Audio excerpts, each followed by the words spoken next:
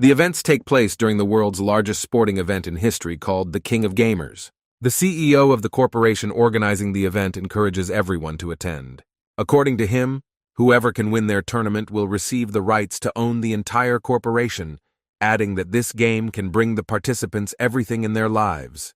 With so much temptation, the KOG tournament has attracted millions of players around the world to participate. In one of the dungeons, a terrible monster falls dead after a well-aimed shot between the eyes from a laser weapon. The main character named Sam looks around and says that this monster was the latest. The game system notifies participants that they have successfully completed the dungeon and can now proceed to the final round. Sam turns to his comrades and says that they have one last test left to pass. Suddenly, he freezes in place, and a sharp pain shoots through his body, burning through him.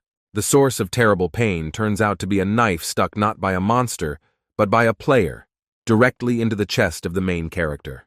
Having recovered a little from the shock, Sam realizes that the player who stuck the knife in his body is his squad mate. He tries to squeeze out the question of why he did this, but only slides down powerlessly.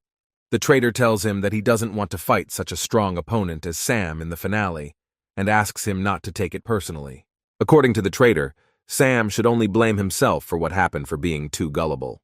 The game system notifies everyone that Sam is out of the game, but the main character, in his last thoughts, refuses to accept this ending to his story. A few seconds later, he regains consciousness in a cold sweat and sees the ceiling of the plane in front of him, causing him to scream loudly. Looking around, Sam realizes that something has clearly gone wrong. Standing up from his seat and taking another look at his surroundings, he realizes that he is in the cockpit of a plane for the first round of KOG called the 1000th Battlefield. Other participants on the plane look up in surprise at the protagonist behaving strangely. Sam approaches one of the participants and loudly demands to know today's date, month, and year. The participant looks at Sam with undisguised incomprehension and tells him that today is the 1st of July 2020, the first round of the KO. Sam is shocked by what he hears and mentally admits to himself that it is difficult for him to believe what happened. However, he realizes that he appears to have returned on the first day of the tournament after being killed by his teammate. Unable to overcome the emotions overwhelming him, Sam shouts that this time he will definitely not lose. His heroic thoughts are interrupted by a muscled man who grabs him by the collar of his t-shirt and loudly tells Sam that he is making too much noise. Pulling Sam closer, the man yells at him to ask him for permission before opening his mouth next time. Sam carefully peers into the face of his opponent, and his face changes dramatically, causing misunderstanding among the offender. Suddenly, Sam rushes at the man, hugging him, and then calling him by name Stan and saying that they met him in the first round of the competition. He adds that he hasn't been killed yet this round, and Stan angrily pushes the protagonist away, asking him what he's carrying. Sam realizes that since he traveled back in time, Stan doesn't know him yet, and that's why he reacts so hostily. Sam also remembers that Stan heroically sacrificed himself during a round of zombie siege, saving the lives of Sam and his comrades. Sam mentally tells himself that he won't let something like that happen this time. He extends his hand to Stan and says that in this round only 10 players out of 1,000 will be able to win, so they better team up. Stan examines Sam and his hand for a few seconds, before swatting it away, giving him a menacing look. He says he doesn't need teammates and aggressively questions Sam about why he should trust him. After thinking for a moment, Sam turns around and leaves, telling Stan that he hasn't changed at all since their last meeting. Preparations for the first round of the tournament end, and the landing compartment of the aircraft begins to slowly open. Having put on a parachute, Sam approaches the edge and turns to Stan, finally telling him that he will definitely want to join him. Stan just looks blankly at Sam's self-confident antics and tries to understand their reason. Sam says they'll see him later and bravely jumps out of the plane on a deadly adventure. The gaming system reports that 3 minutes have passed since the start of the round, adding that out of 1,000 participants, 964 remain alive. On the battlefield, hiding behind a rock, there is a sniper, carefully stalking his prey. After a few seconds, he smugly says that his target is acting like a pathetic loser, so killing him won't be difficult. The sniper's target turns out to be a frightened newcomer, half blindly looking around in an attempt to detect a threat. The sniper happily concludes that this tournament, apparently, is attended by only beginners who know nothing about such games. Arrogantly bidding farewell to his victim, he gently presses the trigger of his rifle. However, suddenly someone shoots directly at his head, destroying the helmet protecting him, causing the sniper to fall to the ground. Lying helplessly on the ground, he realizes that it was all a set-up trap. Raising his eyes, he looks menacingly at the shooter, unable to squeeze out his name. The shooter turns out to be another player who used the so-called newcomer as bait to force the sniper to open up. The newcomer tells his comrade that he should not waste his time and just shoot the sniper, after which they can take his loot. Suddenly, loud car sounds are heard behind them, distracting them from killing the nameless sniper. The car turns out to be a huge Jeep, which rushes at full speed towards two players, threatening to crush them. The driver turns out to be Sam, who ironically asks them to show leniency since he is a novice behind the wheel.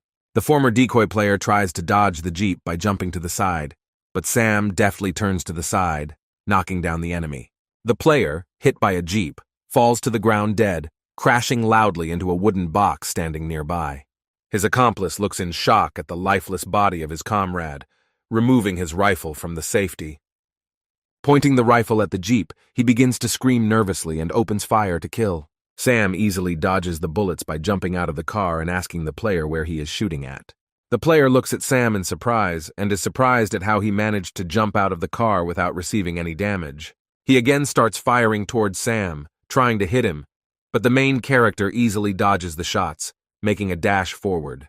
Having caught up with his opponent, Sam immediately plunges a knife into his heart, killing him instantly. Sam examines the bodies of the players he killed, and the system informs him that he received 200 points for eliminating 2 targets. The main character says that the items they have will be very useful to him in future battles. He takes players' armor and weapons, reloading the rifle and attaching a holographic sight to it. Having finished his preparations, Sam tells himself that compared to the tasks he has previously performed, this fight was just a warm-up. A wounded sniper watching the scene asks Sam if he has any more medicine, adding that Sam will still need strong teammates in the future. Sam turns around and carefully examines the wounded sniper, assessing him. Having made his decision, Sam says that the injured player is right, as he does need strong allies. Sam reaches forward and the sniper carefully pulls a gun from his back pocket to shoot the main character. However, Sam suddenly relaxes his hand and a knife easily slips out of his sleeve. Sam says that nevertheless, he does not need such allies and kills the insidious player with a lightning strike. Having received additional points, Sam thinks that it's time for him to acquire really strong allies. Meanwhile, the tournament broadcast reports that a new rule has been added to the current competition, thanks to which you can play using only your identity. Despite this, it did not scare anyone away, but rather attracted a lot of professional players. The commentator also reminds that in the KOG competition, players receive points for killing enemies and completing additional quests. According to the commentator, these points can be exchanged for various resources, adding that currently the player with the most points is Sam. Viewers look at Sam's portrait in surprise, trying to understand who he is and wondering if he is a professional gambler. All viewers of the broadcast admit that they have never heard of Sam before and are surprised at how he managed to get so many points. Meanwhile, the camera switches to the sniper's girlfriend, whose territory the intruder enters. This intruder turns out to be Sam, who notices the gunslinger girl and tries to dodge her shots.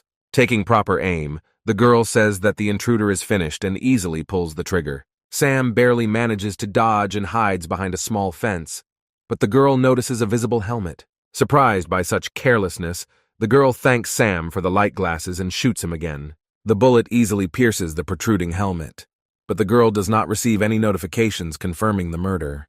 The girl looks forward in surprise and asks herself how this is even possible. The helmet falls, and the girl realizes that he was holding onto a branch and it was all a trap. She notes that she was careless and revealed her position, which means she needs to leave urgently. However, Sam figures out her location and climbs through the second-floor window with incredible speed. The girl makes a quick shot towards the main character, shouting at Sam to go to the next world. The main character dodges bullets, arrogantly telling the girl that she is moving too slowly. Taking advantage of the fact that the girl has run out of cartridges in the clip, Sam goes behind her and knocks her out with a blow from his palm. The girl loses consciousness and falls, but Sam holds her with his hand, preventing her from falling onto the stone floor. Examining his opponent, Sam also notes that she has not changed a bit and still has problems in close combat. After some time, the girl opens her eyes and sees Sam in front of her, who expresses joy that she has finally woken up. Realizing that she is suspended from the ceiling, the girl asks Sam to let her go immediately. The main character tells her that she doesn't have to worry, since they are not in the real world, which means she can hang there as long as she wants, without the risk of getting a brain hemorrhage. The girl admits defeat, saying that if Sam is going to kill her, then he better not be a fool and do it now. Sam names the girl Astrid, saying that it would be very stupid if the strongest member of CG Squad died so ingloriously. Astrid tells Sam that she left CG Squad a long time ago. Sam calmly replies that he knew about it, since he is her biggest fan. The girl closes her eyes, swinging slowly on the rope, patiently waiting for Sam to finally say something relevant. The main character tells Astrid that if she makes a deal with him, he will immediately let her go. The girl asks him what kind of deal he is offering, to which he replies that he wants her to join him and become his ally. The girl tells Sam that it is better for him to kill him, since she will never join anyone's team. Having uttered these words, she remembers how everyone used to mock her appearance, weaving intrigues behind her back. Sam interrupts Astrid's flood of traumatic memories by telling her that all her past allies are idiots. He adds that he is the complete opposite of them and has something to oppose them with. According to the main character, he is an incredibly strong player. Astrid asks Sam to stop pretending that he knows everything, adding that all men are the same, and they are not so much interested in her level of skill as in her availability. Sam takes a close look at Astrid's body and notes that it looks amazing from this angle. Astrid swings back and headbutts him hard, angrily asking Sam what he was staring at.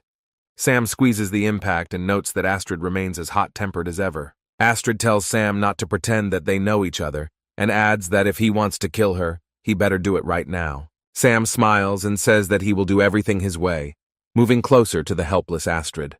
He takes out a knife and tells the girl that he will force her to join him in any case. He asks Astrid why she thought he was going to kill her and cuts her clothes a little in the chest area. Astrid begins to scream in fear and disgust and asks the main character what he wants. Sam leans over to her and says that there are probably hundreds of millions of people watching this round right now, and there are probably hundreds of thousands watching. Astrid looks at Sam blankly and asks him what he means. The main character answers the girl that if she does not promise to join his squad, he will show the audience some free services. With these words, he turns towards the camera and asks fans that those who want to look at the special services write 6 6s in the chat. Sam turns to Astrid and says that he will give her a few seconds to think, after which she says that she agrees to join him. Sam then cuts the rope and Astrid begins to fall onto the stone floor. However, Sam catches her without letting her fall, in front of a disappointed crowd demanding more drastic action from him. Sam looks at Astrid with satisfaction and says that she should treat him kindly and good-naturedly. Astrid looks away from the main character and demands to quickly put her on the ground. Sam lets go of Astrid and she falls to the floor with a thud, hitting the floor flat. Having cut the remaining ropes, she gets up and displeasedly tells the main character that she asked to be put on the ground and not to be let go. Sam hands Astrid her rifle, saying that she still lacks flexibility in close combat, noting that she is still a good shot. He comes to the window and says that they should gather more resources and get out of here.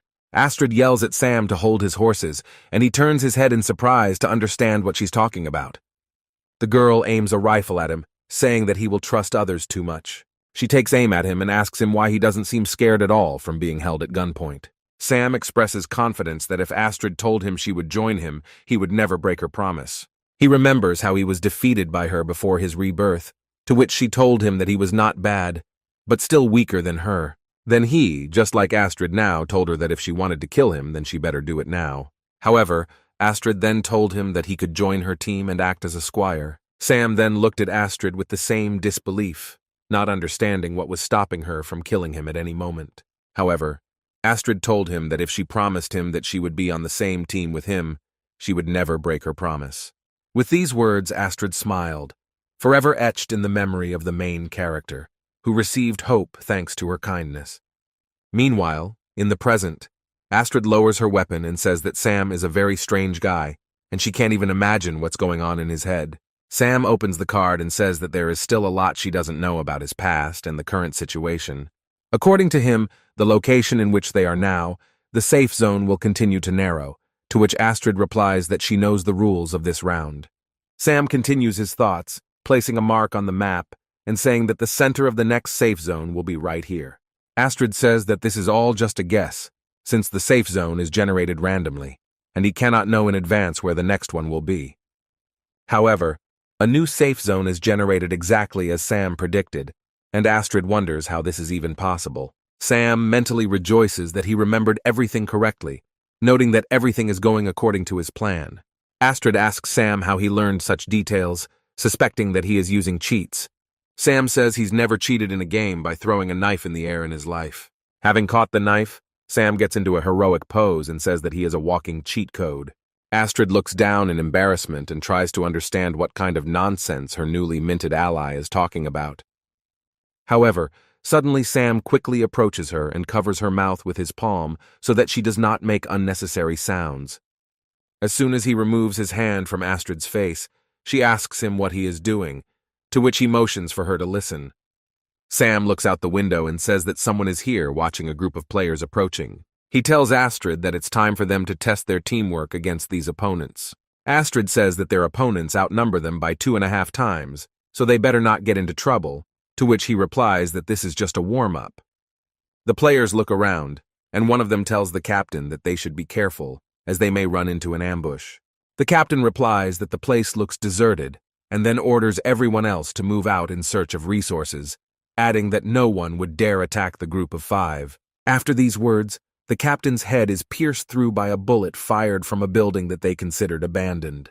The players panic, and one of them shouts for the others to find cover and take positions. Turning around, he notices Sam flying towards him, who decides to use a knife for this fight. Other players try to shout to warn the player about the danger, but Sam kills his victim with lightning speed. The surviving players shout to each other that it is time for them to kill this show-off and open indiscriminate fire in his direction. Sam easily dodges the shots by running to the nearest stone shelter. Finding himself in a minimally safe place, he asks himself why their reaction is so slow. A second later, a well-aimed headshot instantly kills another player, and they realize that they are facing a group of opponents. Astrid takes an advantageous shooting position and begins to cover Sam with accurate shots, driving the opponents into a corner. One of the players loudly curses his bad luck and tells his ally to keep his head down and wait for him. He realizes that they are in a very unfortunate situation and suggests that they should run away. But suddenly Sam grabs his face. All the player manages to notice is Sam holding a knife to his throat. A split second later, the player's lifeless body falls next to the last survivor, and he completely loses his composure. He decides to take flight and hastily retreats, leaving the bodies of his former teammates behind. Astrid goes downstairs and watches the enemy flee, while Sam asks her if she is going to chase him. Astrid calmly says that he will not be able to escape from her, after which he raises his rifle and takes good aim. She kills the fleeing player with a well-aimed shot, and Sam says that he would not expect anything less from a professional player with such a level of shooting skill. Astrid forgives Sam not to flatter her, since she was able to show such a result only thanks to Sam, who diverted attention to himself. She also adds that this time their opponents were weaker than ever. Sam is lost in thought as he counts the number of players he has killed with his knife. Astrid questions him about why he only kills with melee weapons, adding that with his skills he could easily get a firearm. Sam replies that there are several reasons for this, clarifying that killing with a bladed weapon is worth twice as many points. At this second, a system notification is displayed in front of the heroes, which states that Sam receives an achievement for successively killing 10 targets with melee weapons, for which he is awarded a unique title and a mystical treasure chest. Astrid studies the text of the notification in disbelief, while Sam makes a theatrical gesture and introduces himself, saying his name. He tells her that KOG has a large number of hidden achievements that reward the player for completing. Astrid is surprised that Sam knows such hidden facts about this tournament and asks him who he is. Sam tells Astrid that he will tell her everything about himself a little later and opens the treasure chest. He looks carefully at the contents of the chest, not believing his eyes. Astrid, meanwhile, becomes incredibly interested in the reward and asks Sam what he got from the chest. Sam replies that inside the chest is an incredibly powerful and rare weapon. Astrid believes that it is a weapon and begins to express interested assumptions. Sam replies that there is something truly incredible in the chest and takes out a folding spear from there. Raising it above himself, he opens the spear, deciding to try it in action. He begins to swing it from side to side, telling Astrid that this is a very unusual and unique spear. Astrid correctly guesses that this spear can be saved and used in the future, even after the end of the current round.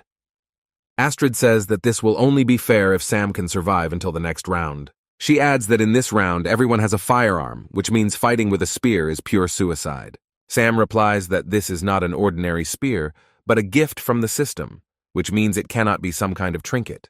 According to him, this spear is named Nine Tails, and based on the name, it has 9 forms. With that, he opens the spear's built-in interface and begins browsing through all the available forms. Sam decides to spend 500 points to unlock a new spear form that turns it into a bow. After purchasing a bow upgrade, Sam watches as his spear transforms into a composite bow. Sam says that one of the bow form's abilities is to automatically create arrows, which can be a big help when resources are limited.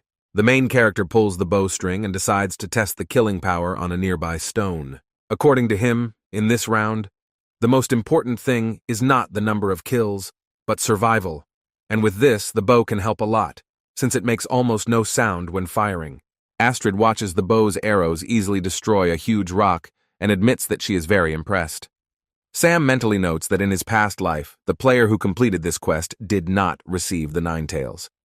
Astrid says that she also wants to get such a weapon for herself and asks the main character how she can get one of these awards. Sam replies that if such rewards were too easy to obtain, then everyone would have them. Meanwhile, the system notifies all players that there is now an event called a fox hunt in effect in the round, the essence of which is that Sam's location will be marked to everyone, and whoever eliminates him will receive 1,000 points as a reward. The description also says that if Sam remains alive for 24 hours, then the reward for victory will go to him. Astrid carefully reads the description of the notice and says with surprise that now a real hunt has opened for Sam. The heroes open the map, and Sam's location is immediately shown on the map as a huge icon. Seeing an advertisement about the hunt for Sam, Stan and the team he hastily put together decide to go after him to get some glasses. Also, a professional player named Alexis rushes in pursuit of Sam, offended that the main character behaves so mysteriously. Meanwhile, Sam and Astrid are driving the Jeep at full speed, and Sam tells his companion that if she wants to leave, then she still has the opportunity, since she is now in danger next to him. Astrid calmly replies that this is an extremely pathetic reason to abandon her ally. She also jokingly adds that, in extreme cases, she can get these 1,000 points for herself by simply shooting Sam. Sam smiles and asks Astrid what her real motivation is. Astrid laughs sincerely and tells the main character that she is just joking, and he doesn't have to worry about anything. After a while, Sam presses the brake pedal and tells his companion that they have finally arrived. Looking around, Astrid realizes that their destination is a bizarre stone structure that serves unknown purposes. When Astrid asks what kind of building this is, Sam replies that it is a bunker, which will also serve as a trap that he will prepare. Astrid follows Sam, carefully approaching the steps, and asks him what kind of trap he plans to set here. Sam turns his head to Astrid and tells her that soon she will be able to see everything with her own eyes. Meanwhile, Stan's team is racing at full speed towards the protagonist in several cars. Having opened the map, Stan is surprised that Sam's marker has not moved in 2 hours and suspects that he simply decided to lock himself in some kind of bunker. Approaching Sam's location, one of Stan's allies notices a parked car, noting that it is parked in an obvious location. Another Stan ally approaches him and says that there are probably a huge number of traps inside, so serious difficulties may await them. Stan's other comrades agree with this statement, saying that in any case only the killer will get points, and they will get nothing. Stan says that they are all brothers, so he doesn't care which one kills him, then adds that he will try to disarm all the traps to keep his allies safe. He also adds that those who don't take risks don't drink champagne, and goes to the bunker, inviting others to follow him and watch his back. Stan and his entire squad look around nonchalantly and are caught on surveillance cameras installed inside the bunker. Sam watches Stan and says that he is very glad that he came, as it will save him time searching. Astrid asks Sam about who Stan is, to which he tells her that she will get answers later, but for now, she should enjoy the show. Astrid says that only Sam can be so calm and collected despite the fact that an entire server is hunting him. Turning to the group of defeated enemies, Astrid says that it all looks like Sam is using cheats.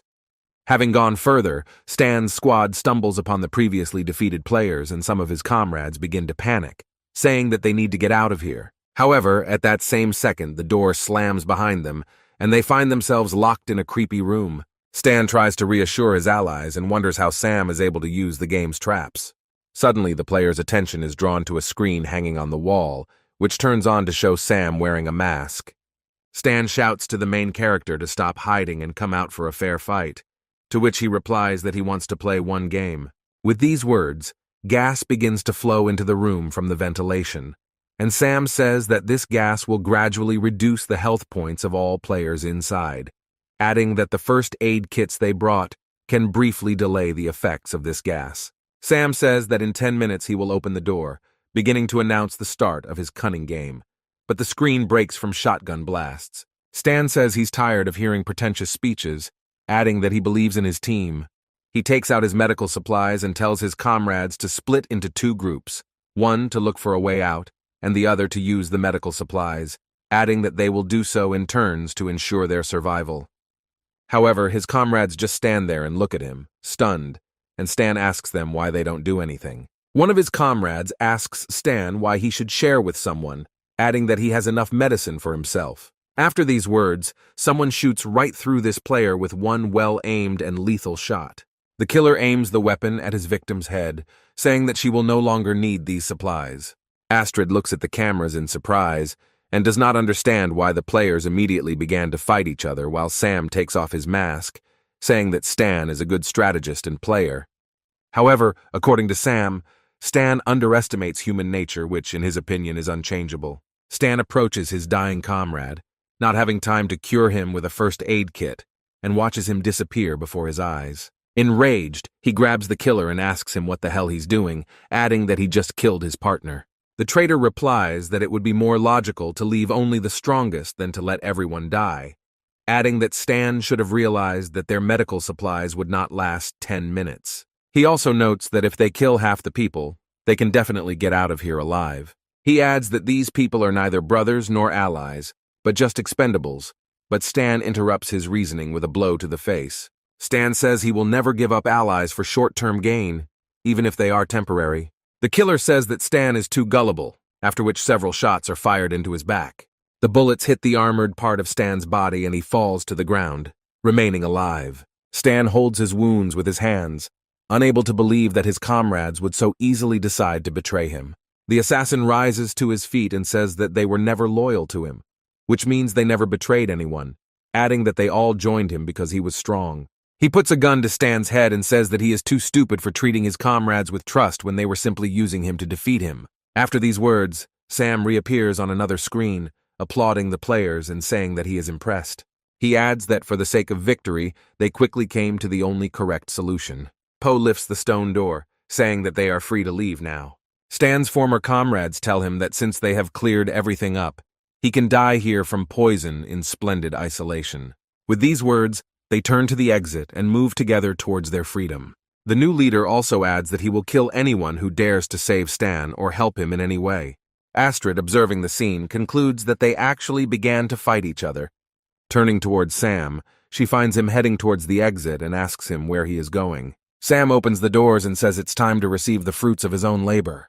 The squad of traitors continues to carefully walk along the dark corridor, and the leader reminds them not to activate the traps. After some time, they approach the stairs to the second floor of the bunker, where Sam is already waiting for them, politely greeting them.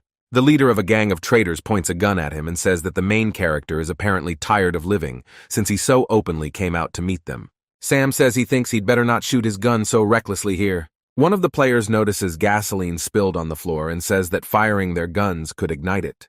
The leader becomes furious and tells Sam that he promised to let them go, but instead led them into a new trap. Sam takes out a Molotov cocktail and says that the leader misunderstood his words. The main character throws a bottle with a burning mixture and says that the fact that he told them that he would let them go did not mean that they would leave alive. Players notice a Molotov cocktail flying at them and try to run to the sides to avoid ending up in a puddle of gasoline, but they are moving too slowly. The hall is temporarily filled with the terrible screams of people burning alive, who are trying in vain to escape from the burning hell. Sam watches what is happening, and the system continues to send him notifications of kills, awarding points, after which the system informs him that for consecutive killing of 5 or more targets using fire, he will receive a mysterious treasure chest, as well as the unique title of BBQ Master. Sam happily grabs the chest, saying that he received a new title thanks to just one incident. The tournament spectators are incredibly surprised that Sam managed to kill 10 players with just one Molotov cocktail. Viewers begin to suspect Sam of leadership due to the fact that he has already received 2 unique titles in one round. A leading local media outlet asks one of the tournament's creators if he wanted to say anything to clear up viewers' doubts about Sam. A man named Chen Jing replies that COG is a completely fair competitive video game on a global scale, in which it is impossible to use cheats, and asks all viewers to look at this situation rationally. Meanwhile, the leader of the traitors gets out of the pile of burnt bodies, saying that he is not dead yet, which means he will go to victory to the last, even if he has to betray everyone. He continues to crawl on one hand, and after a few seconds, someone's legs appear before his eyes. Looking up, he sees Stan looking at his former squadmate with disappointment. He grabs him by the pant leg and asks him not to kill him, saying that they are brothers, but he does not listen to him and grabs his hand. Stan lifts the traitor above him, telling him that, unfortunately, his game has already come to an end.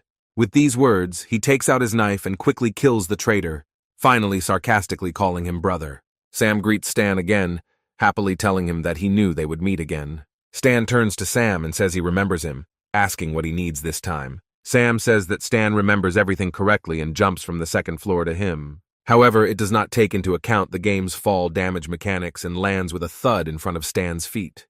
Having recovered, he sits on the floor and says that for a second he became too careless, forgetting about the rules of this round. However, the beginning of an intimate conversation is interrupted by Astrid, who makes a well-aimed kick to Sam's cheek.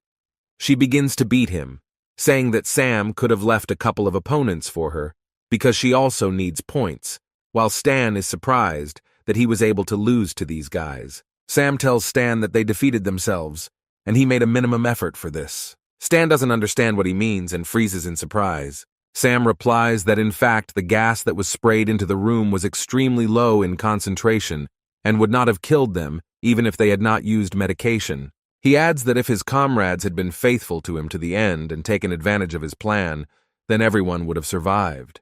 Stan laughs heartily, surprised that he didn't realize this sooner, adding that everyone here plays solely to win. He adds that Sam defeated him, so he has every right to kill him. Sam replies that the Stan he knew would never give up and accept such a fate. Stan again asks the main character not to pretend that they know each other, because they don't. Sam tells the story of a mysterious player called the Raging Tiger who fought like a meteor, adding that Stan knows more about him than anyone else. Stan squeezes his hand and says he didn't expect anyone else to remember the rampaging tiger ghost.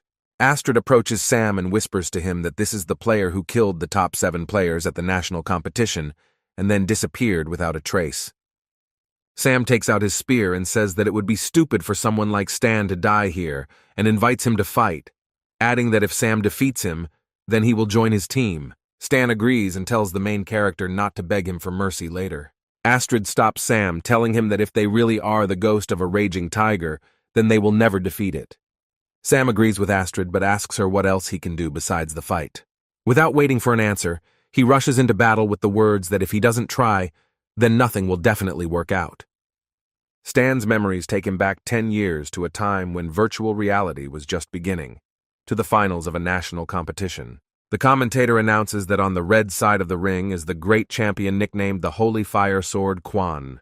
Quan's opponent, according to the commentator, is a newcomer to this kind of competition, nicknamed the Ghost of a Raging Tiger. Quan tells himself that he has never heard his name, adding that it will be incredibly easy to win. Having carried out all the preparatory activities, the final of the tournament begins, and a signal about the start of the fight is displayed in the ring. Quan rushes into battle, but after just 19 seconds of the first round, he loses miserably to the underdog. Not believing what is happening, Quan jumps up from his seat and screams at his monitor in rage. The host shouts out with theatrical grace that Quan was defeated in just 19 seconds by their new champion. With that, he points to young Stan and says that the current champion is the ghost of the Raging Tiger. The crowd begins to cheerfully chant Stan's nickname, and he raises his hand in the air, basking in the glory of the winner. Returning to the present, he squeezes his hand and mentally asks himself if he can achieve the same glory again. Meanwhile, Sam yells at him not to be distracted and rushes at him with his spear. Stan comes to his senses in time and takes out his machete, knocking down the protagonist's attack. Sam says that Stan is still as strong as he was back then, to which he replies that he turned out to be no weakling either. The heroes continue to strike each other with swift blows, but none of them achieves the goal. Sam replies that if it weren't for all his training, he wouldn't have been able to last this long, especially against such a strong opponent. Meanwhile, Stan decides to end this once and for all and flies into the air to perform a powerful attack called the Tiger Kick. Sam only manages to place a block at the last moment and flies off to the side at high speed, unable to stop the kinetic energy of the impact. Astrid watches Sam's flight and hopes that she won't have to scrape the remains of his body off the wall. Stan says that no one will be able to stand up after such a blow, prematurely declaring himself the winner. However, Sam, despite being seriously wounded, rises to his feet, saying that now the end has come for Stan. With these words, he changes the shape of the spear, turning it into a bow, greatly surprising Stan. Sam jumps into the air, taking good aim at Stan and saying that at this distance he won't be able to dodge. A split second later, Sam fires a shot that flies through Stan at incredible speed and crashes into the wall. Stan comes to his senses and realizes that the arrow only grazed his face without hitting anything else. Sam states that it was a little unfair of him to shoot the bow since it was completely unexpected, adding that he will consider it a draw and expressing hope that Stan will join his squad after all. Stan stops in his tracks and looks at Sam again, considering his offer. After thinking a little, he shakes Sam's hand and says that he will gladly accept his invitation. The heroes hug in a friendly manner, and Sam joyfully calls Stan brother, to which Stan calls him Baby Sam. Astrid, watching this scene, says that it's time for them to call it a day. Stan takes Sam aside and asks him who this charming lady is. Astrid is about to introduce herself, but Stan doesn't let her say anything, asking the main character if she is his girlfriend. Astrid annoyedly replies that they are nothing more than allies, and Sam explains that she is their sniper. Stan thoughtfully asks Sam if she is a female player, to which she immediately points a gun at him and asks if he has anything against it. Stan quickly replies that he didn't think anything of it, saying that the girls are definitely good at playing, and then asks her to put down her weapon. However, this skirmish is interrupted by a shot hitting near Stan's leg, and the heroes turn back to see the shooter. It turns out that they were overtaken by fighters from Alexis's squad who came to receive a reward for Sam's head. 3 people enter the bunker, saying that the glasses will belong to them. Astrid accuses Sam of being careless, saying that they should have left quietly and not had ceremonial fights. Sam replies that Astrid doesn't have to worry because he has a plan for just such a situation. Stan turns to Sam and says that he is incredibly interested in what kind of plan he came up with. The main character replies that his plan is extremely simple and consists of quickly fleeing the battlefield, after which he leaves with incredible speed. Astrid and Stan follow his example, saying that he could not have delayed his announcement, while the hunters make their way further into the bunker in search of their prey. Not far from the bunker, Alexis observes what is happening through binoculars, saying that things are taking an increasingly interesting turn. Alexis's assistant says that if they don't do anything, someone else will definitely catch Sam. Alexis responds that he very much doubts his subordinate's ability to kill Sam. He adds that several groups of players have already entered this bunker, and no one has returned, which suggests that many traps awaited them inside. From Alexis's point of view, Sam will inevitably have to go outside, since the safe zone is constantly changing. Alexis's assistant says that he is a truly professional player, since he knows about such subtleties. Alexis ends her reasoning by saying that even if they don't catch Sam, they will definitely meet him on the real hunt. Meanwhile, the hunters are wandering around the bunker, looking for the fugitives, saying that they could be anywhere. Suddenly the lights in the room turn off, and the hunters tell each other to be on their guard, as there are many traps here. The reason for the blackout turns out to be Sam, who says that it's time for them to go on the offensive. Stan and Astrid say that turning off the lights can't help them much, since they also can't see their opponents. Sam, who has acquired night vision goggles, approaches Astrid to examine her and says that he sees everything perfectly. Not appreciating Sam's methods for communicating with the opposite sex, Astrid hits him hard on the cheek, causing him to fly several meters back. She puts on her night vision goggles and adds that just because Sam has them doesn't mean he can stare at her. Stan says that he has never found anything like this and asks the main character where he got 3 pairs of such glasses. Sam replies that he was just very lucky, mentally believing that they should stay in the bunker for a while. Astrid says Sam keeps so many secrets that she wouldn't be surprised if one day he pulls a gun out of his pockets. Stan tells the main character that they are in the same boat and asks him what they plan to do with those who have come for their heads. Sam says now is the time to kill and takes out his weapon, selecting the bow shape on it. Two hunters wander in the dark, and one of them says that they have a lot of worries, to which her ally replies that she should not bother herself with such thoughts. However, he then tells his ally that she can just give him her number so they can have fun later in the real world. No one answers the unlucky hunter, and he looks around, trying to figure out where his companion has gone. Taking a closer look, he notices that the huntress was killed by an arrow hit in the temple and lies on the stone floor. The hunter leans over her body angrily and says that she could have left her number before she died. A split second later, Sam approaches the hunter and impales him with his spear, killing him with one blow. Pulling out his spear, Sam looks around in search of other opponents. After getting 100 points for a melee kill, Sam says that even if it's just a game, it's impossible to win if you don't take it seriously. After searching the hunters, the main character is surprised that despite the fact that they are a newly formed team, their weapons are quite primitive. Carried away by the process, he does not notice how other hunters are approaching him and pinning him down with heavy fire. A few seconds later, one of the players is killed by a well-aimed shot to the forehead from an unknown location. Realizing that they are being targeted by a sniper, the hunters run to the nearest shelter, and Astrid says that her hour of glory has finally come. All hunters hide behind wooden pallets, giving the main character a chance to recover and go on the attack. Sam decides to take advantage of the pause and decides to go on the offensive, telling Astrid to be careful. The hunters peek out from cover, saying that it has become too quiet and deciding to quietly sneak away. However, a second later, Sam jumps onto the wooden pallet, asking them if they are looking for him. The hunters try to escape, but he grabs them by the necks and begins to choke them until they die. Sam again receives increased points and is happy that additional rewards are given for killing with melee weapons. Sam gets too carried away and one of the hunters swings a crowbar, saying that the reward will go to him. However, Stan interrupts him by stabbing him in the back with a powerful machete.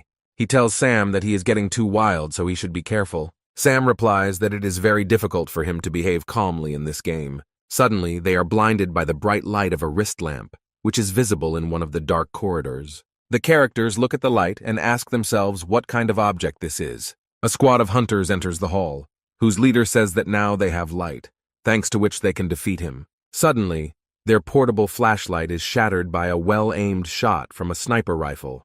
The hunters look at the broken flashlight in horror and immediately begin to panic. Astrid observes their behavior with undisguised incomprehension, calling them idiots. The leader of the hunters is surprised that their lamp broke due to a simple shot, and his allies begin to ask him why he raised it so high above his head. In the dark, the hunters begin to panic and water everything that moves, including their own. Sam and Stan hide behind cover, and the main character offers Stan another friendly competition, since their fight ended in a draw. Sam suggests comparing which of them can kill the most players, and Stan happily agrees. After some time, the last hunter falls dead, and Sam decides to turn on the light.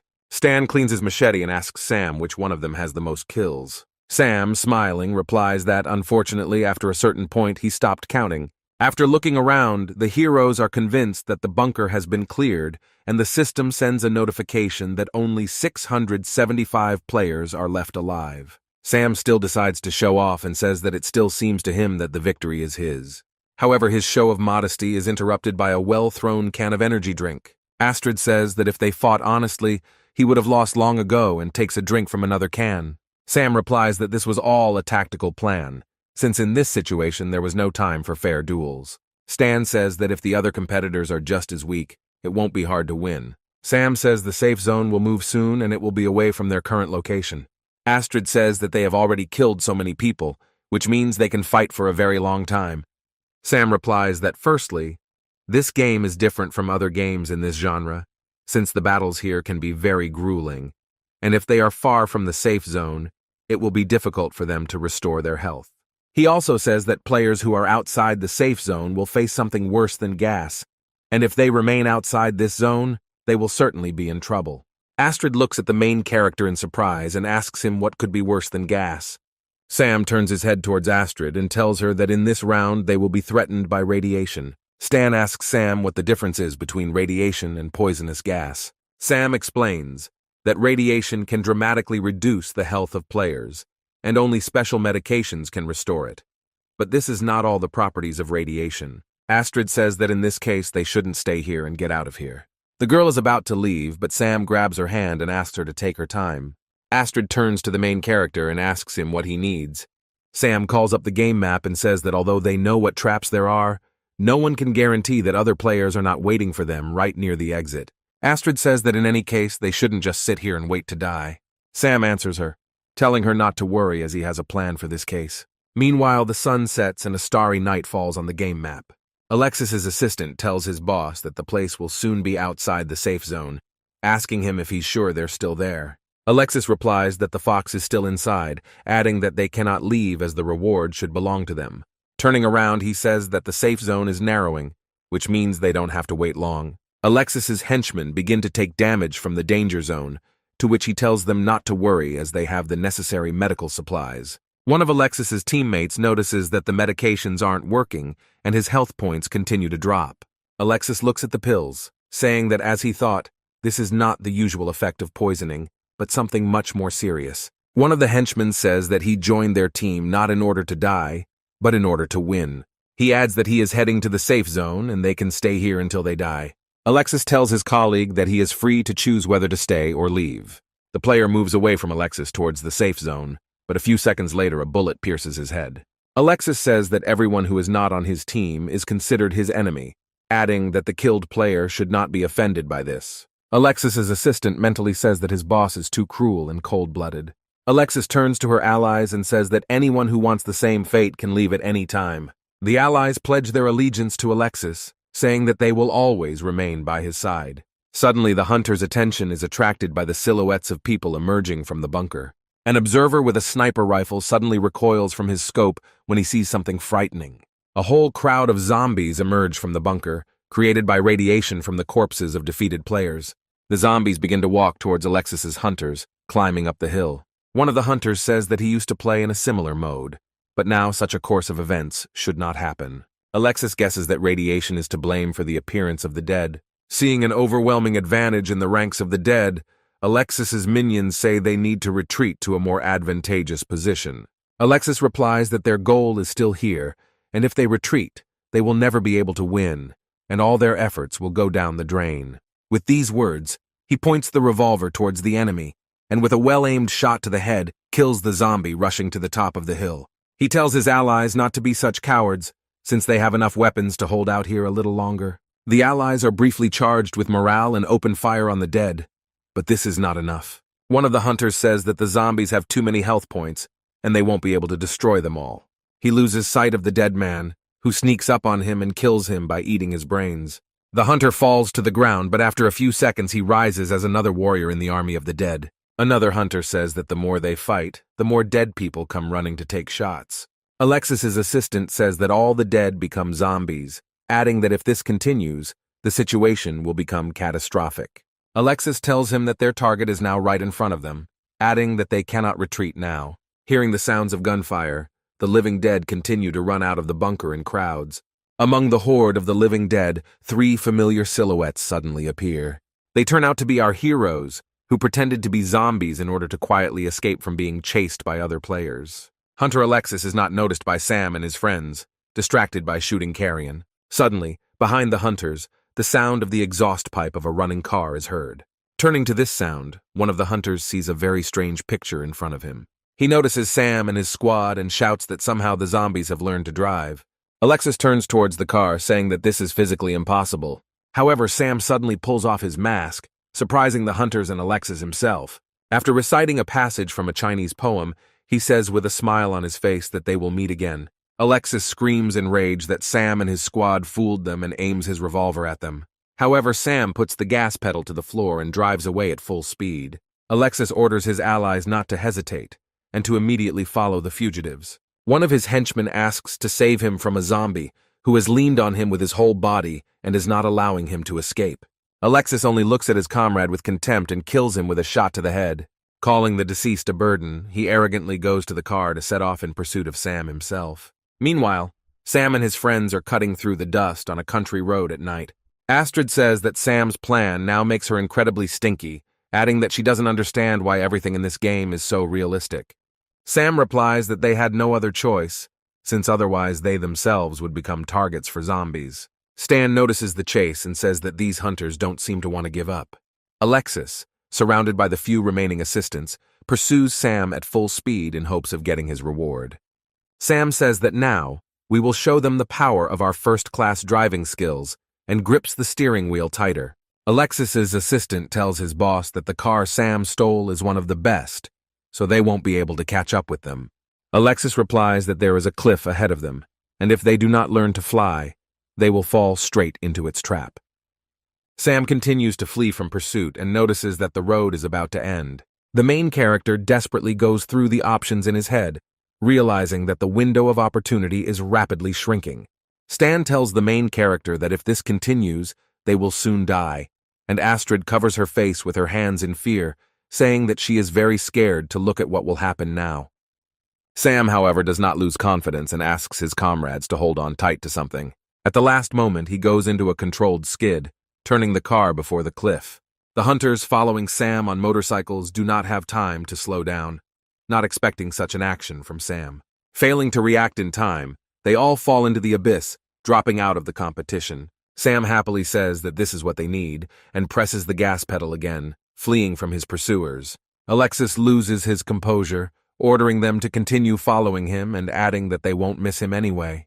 The assistant tells him that they have already lost a lot of people, adding that even if they receive this reward, the ends will not justify the means. Alexis puts a gun to the assistant's head and asks him how he dares to contradict him, adding that he no longer cares about the reward and is only interested in Sam's death. Another hunter, Alexis, shouts to the allies that they heard the boss, adding that they must kill Sam at any cost. Stan says that apparently the hunters no longer care about the reward. They will start shooting at them with everything they have, to which Sam replies that this can help them, since Alexis cannot think straight. Alexis loads her rifle and says that they are at the right shooting range. He tells Sam that he is about to see the power of real professional players. Taking proper aim, Alexis fires a shot towards Sam's car. The bullet hits the car's tire, and the main character only miraculously retains control in his hands. He notes that the hunters decided to go on a decisive offensive. The hunters notice that the car with the main character stops and assume that they managed to shoot out a tire. They start racing towards the stopped car, overcome by a thirst for easy money. Suddenly, two of them receive several bullet wounds and immediately fall off their motorcycles. Their comrade, who treacherously shot them in the back, tells them to hold their horses.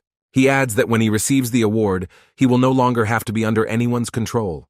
Having approached the car closer, he notices that there is no one in it, and only at the last moment notices the glare of the optical sight. Astrid wastes no time getting into a good shooting position, stabilizing her rifle with the help of the car doors. She fires a quick shot, killing the off-guard hunter, causing him to fall off his motorcycle. The motorcycle, left without a driver, continues to approach Sam at high speed, who calmly stands in its path. A satisfied smile appears on his face, and he says that it's time to show who the real professional is here. With these words, he sticks his spear into the ground and jumps into the air in front of a moving motorcycle. Landing on the vehicle with ease, he grabs the steering wheel and spins 180 degrees. Having completed the maneuver, he heads towards Alexis's hunters, shouting to them to accept his challenge. The hunters shout back at him that he thinks too much of himself and open fire to kill with small-caliber weapons. Sam skillfully controls the motorcycle, expertly dodging bullets that whistle near his head. Hunters waste their clips by complaining about the inconvenience of reloading with one hand. Having approached the opponents at a sufficient distance, Sam decides to carry out a complex maneuver in order to destroy several opponents with one blow. With one swing, he throws two opponents off their bikes, reducing their health points to 0. For each defeated enemy, the main character is awarded 100 points, since he still wields melee weapons. Another group of hunters gets closer and draws their weapons to open fire. However, Sam manages to get close enough to them so that they are within the range of his spear. Having burst into the crowd of opponents, he continues to crush them, swinging his spear. Alexis gets out of the car and says that it looks like he's playing Sam's game, adding that this location could also be part of his plan. Alexis's assistant tells him that the border of the safe zone will soon reach here. Alexis looks at the pills he has stored and says that if it really is radiation, then the drugs should help him. The assistant asks Alexis if he will share it with him since these pills are so effective. Alexis only arrogantly replies to the assistant that he is an unnecessary pawn and can only count on help if he kills Sam. Meanwhile, one of the hunters driving a car asks his driver to drive more carefully so that it would be more convenient for him to shoot. However, having received no answer, he decides to turn around to understand what is happening. He sees that someone has killed his driver, and their car is racing at random. The shooter tries to take control, but does not have time and crashes into a tree, exploding along with the car. The driver's killer turns out to be Astrid, who continues to fire accurately at approaching enemies.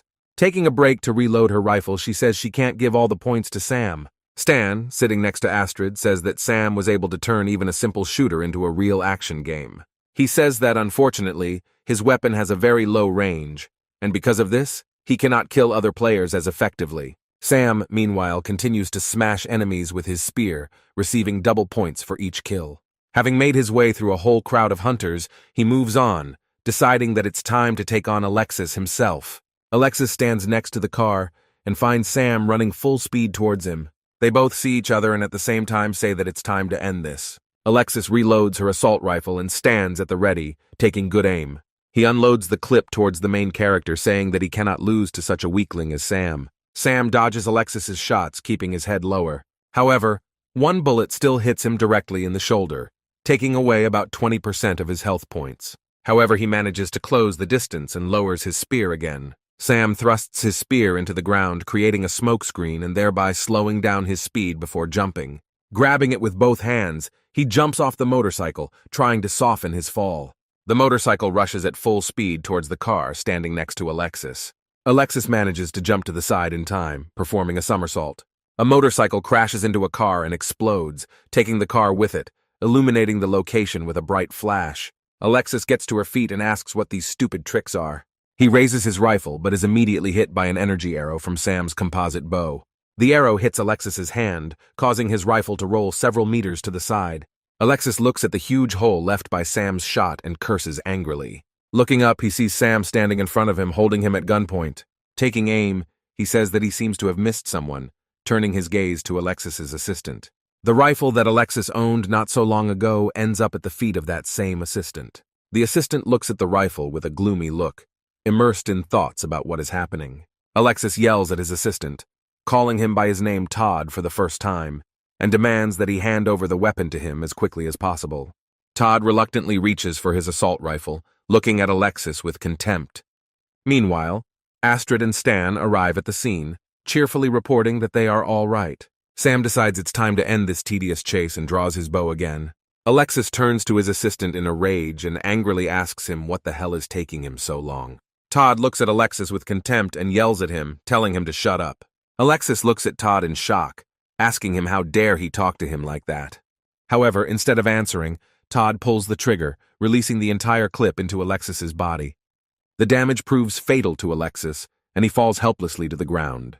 Lying on the ground, he barely points at Todd, calling him a pathetic traitor. Astrid gets off the motorcycle and asks the others why Todd doesn't run away. Sam turns his gun on Todd and takes aim.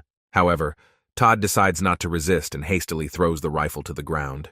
He raises his hands up and says he surrenders, asking Sam and his comrades to take him into their squad. Sam strings his bow and asks Todd why he suddenly wanted to join them. He adds that one of his allies is a great shot, and the other is extremely strong, and asks Todd what he can offer them. Todd calmly replies that he is a very smart person because he always knows who to join. He glances at Alexis's body and says that he immediately knows who is strong and who is weak. Sam says that these are very good qualities, and he takes him to his team. Stan approaches Sam and asks him if he really wants to take Todd into his squad, expressing doubts about his loyalty. Sam tells Stan not to worry, as he knows exactly what he's doing. Remembering full well that it was Todd who killed him in his previous life, he tells him that if he betrays him, his death will be slow and painful. Morning comes, and the system informs everyone that there are only 284 players left alive on this server. Sam and his squad greet this morning by cooking fried rodents over a fire in order to somehow replenish their health points. Sam brings the fried loot closer and says that he hasn't eaten anything in a while, noting that the breakfast smells great. Stan bites into his portion and says that he can't call it bad, but the food here still has a strange aftertaste. Astrid says they can eat to their heart's content since they won't gain weight in the real world. Sam listens to the conversations of his companions and mentally tells himself that they are thinking about the wrong things. Todd politely asks Sam if he can share his portion of food with him, Sam replies that unfortunately they only caught 3 rabbits, adding that he will look for something for him. Todd happily thanks Sam, smiling sincerely at him. The main character hands a can of supplies to Todd, saying that this is all they have left. Todd accepts the can with sadness in his eyes and asks him if they have anything other than canned food. Sam replies that it is a very nutritious and long-lasting food, adding that he will probably like it. Todd, realizing that he doesn't have much options left, reluctantly opens the tin can. Suspecting nothing, he dumps the entire contents of the canned food into his mouth.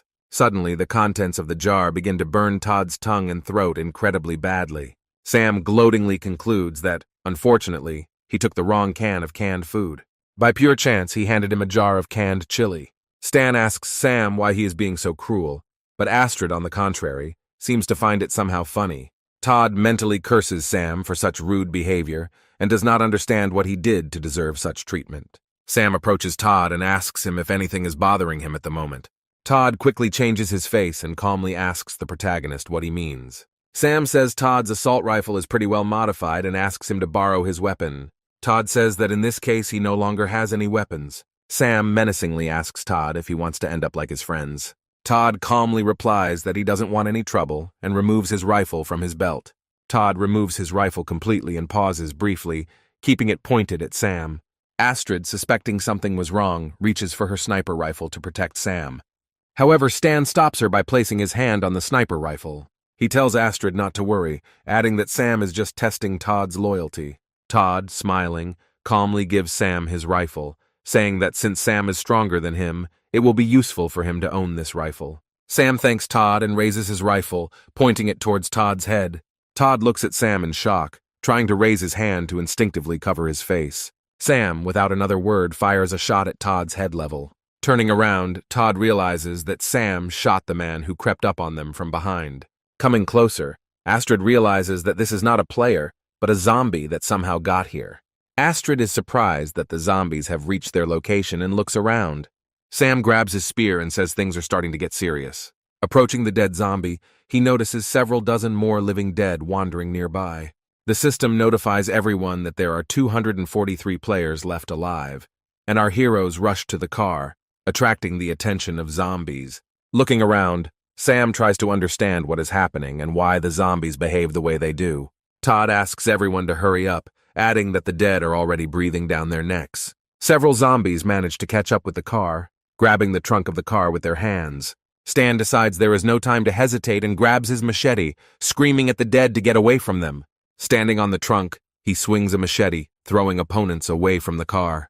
Sam asks everyone to get ready and presses the gas pedal, causing their car to suddenly take off. Having broken through the crowd of the living dead, Sam taxis out of the forest, deciding to move towards the next safe zone. A hot desert appears before the heroes, and they flee at full speed from the enemies pursuing them along the hot sand. Looking back, Astrid concludes that they seem to have managed to break away from the pursuit. However, Sam does not share her optimism and says that the real danger is yet to come. Looking ahead, the heroes only sincerely curse, not understanding why they are lucky enough to have such adventures. The system notifies everyone that due to special circumstances, an additional quest called Billion Zombies has been activated, which generates large groups of zombies throughout the map, and players need to survive for 24 hours. Sam thinks to himself that such surprises are extremely unusual for this game. Sam says that in the original game, zombies could only appear outside the safe zone, but now they are also inside it. Suddenly it dawns on Sam that this could all be the butterfly effect. Sam remembers that the flutter of a butterfly in the rainforests of South America can have incredible consequences. According to the theory, this wave could lead to a tornado in Kansas 2 weeks later. From Sam's point of view, since his current actions are different from the past, this led to the system generating a new quest. Astrid asks Sam what this all means and what they should all do about it. Sam replies that in a few kilometers, they will reach a fortress in which they can fortify themselves. Stan says that this is all easier said than done, adding that there is a crowd of hungry zombies ahead and asking how they are going to get around them. Sam asks Stan why he decided that they would go around this crowd. He accelerates so that they will drive straight through the crowd of walking dead. Astrid fearfully asks Sam what the hell he's doing and clutches her rifle tighter. One of the walking zombies turns around at the sound of an approaching car and looks ahead frantically. Sam crashes into the dead man at full speed, fighting his way to safety. Stan says that if this continues, they won't be able to hold on for long, after which he stands up in the car, trying to throw the dead away. Astrid tries to shoot down the climbing dead with the butt, saying that in such a situation a sniper is a burden, not an advantage. Meanwhile, one dead man, who grabbed onto the car, manages to grab her by the t-shirt. Sam turns back and tells his comrades to shoot with everything they can. However, the dead grab Astrid, trying to drag her out of the car. A split second later, a bullet flies into the head of the dead man who grabbed Astrid, and he lets go of his prey. Astrid's savior turns out to be Sam, who quickly pulls out his gun and then asks her if she is okay. Astrid replies that she is fine, to which Sam says that the dead have become completely impudent. He presses the gas pedal again, saying that it's time to teach them a lesson, and again rushes towards a safe point. Seeing another crowd of dead people in front of him, Sam decides to ram him again. Meanwhile, in the center of the safe zone in a large castle, there is a group of survivors who were able to gain a foothold there. Observing huge crowds of zombies, the commandant of the fortress says that holding out for a whole day is unrealistic. Suddenly, the attention of the commandant named Shen is attracted by a vehicle approaching them. Taking a closer look, he notices that the car, damaged from battles with the living dead, stalled a few tens of meters from their castle. Tired, Sam tells his companions that they have finally arrived.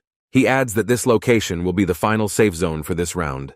The fortress defenders shout at Sam and his squad to stay back and put their hands up.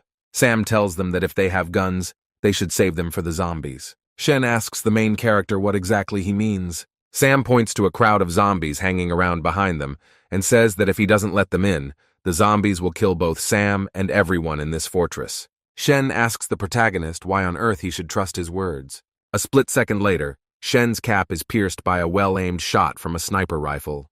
Astrid gives him a smug look, implying that Shen doesn't have much of a choice in the situation. Sam says he has one very good reason why Shen should trust him. He says that he and his squad are incredibly strong players who are superior to everyone on this server. Shen takes off his cap and looks at the neat bullet hole left by Astrid's rifle. With a wave of his hand, he turns to his companions and orders them to open the gate for Sam.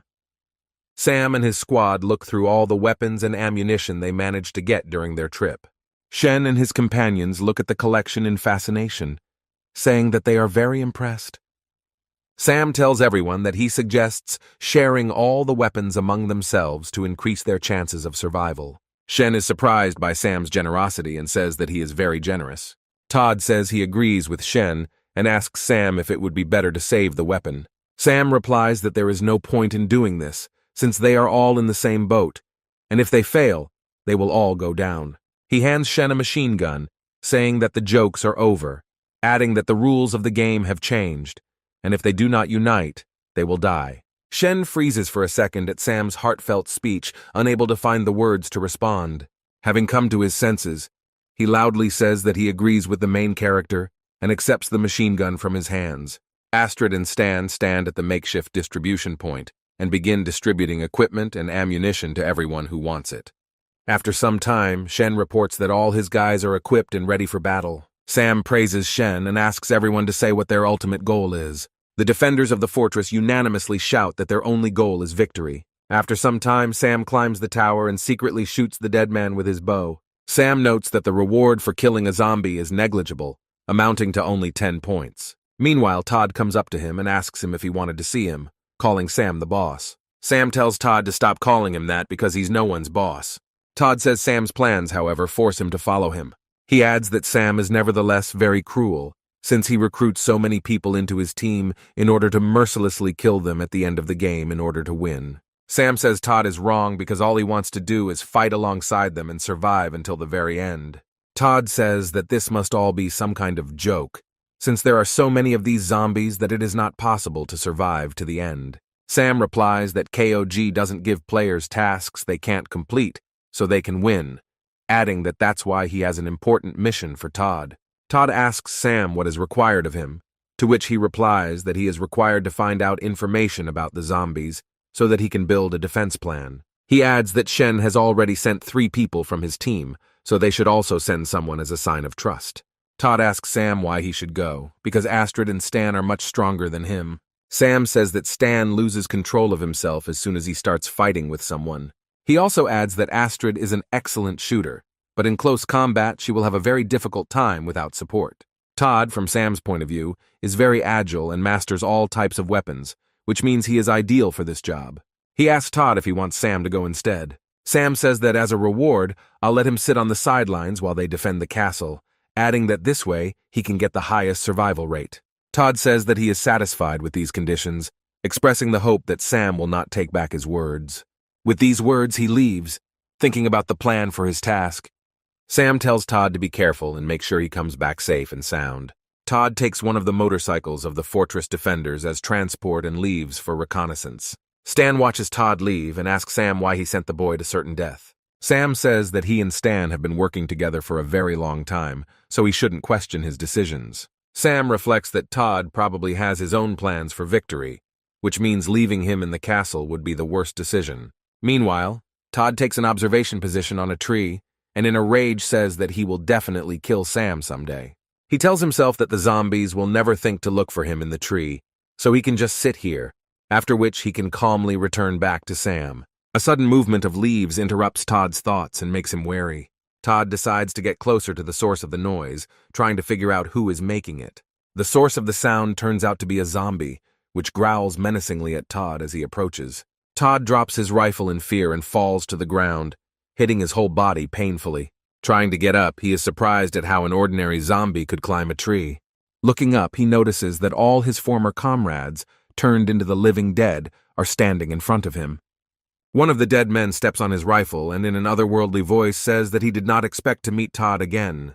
Todd looks up and is speechless for a while in shock. In front of him is Alexis, who turned into a dead man but retained his self-awareness. After some time, Sam fills out the necessary reports for the future defense of the fortress, sitting in one of the offices. Sten says that he has finished counting the players in the fortress, adding that there are a total of 72 people in it, taking into account the new ones they accepted. Sam tells Stan that 72 people will be more than enough for his plan. Suddenly, there is a loud knock on the office door, and a male voice reports that there are 73 people in the fortress, not 72. Stan and Sam are distracted by the sound, trying to figure out who said it. Todd enters the office and reports that he has successfully completed his mission. Stan pats Todd's shoulder, praising him for his excellent job and expressing his joy that he was unharmed.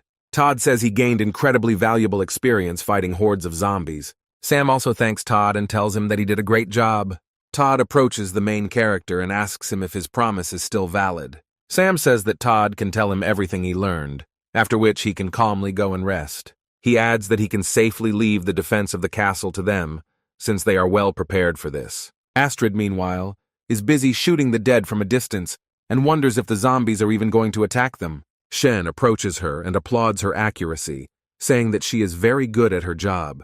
He admits to Astrid that he is almost a devoted fan of hers. Astrid asks him why he still carries around his cap, which was shot through and through. Shen says that because Astrid was the one who shot her, he will keep this cap until the end of the match. Sam comes out to them, calling out to Astrid, saying that he is looking for her everywhere. Shen says that he will not interfere with their conversation and leaves to check the equipment. Astrid asks Sam if Shen whispered anything to him while he was passing by.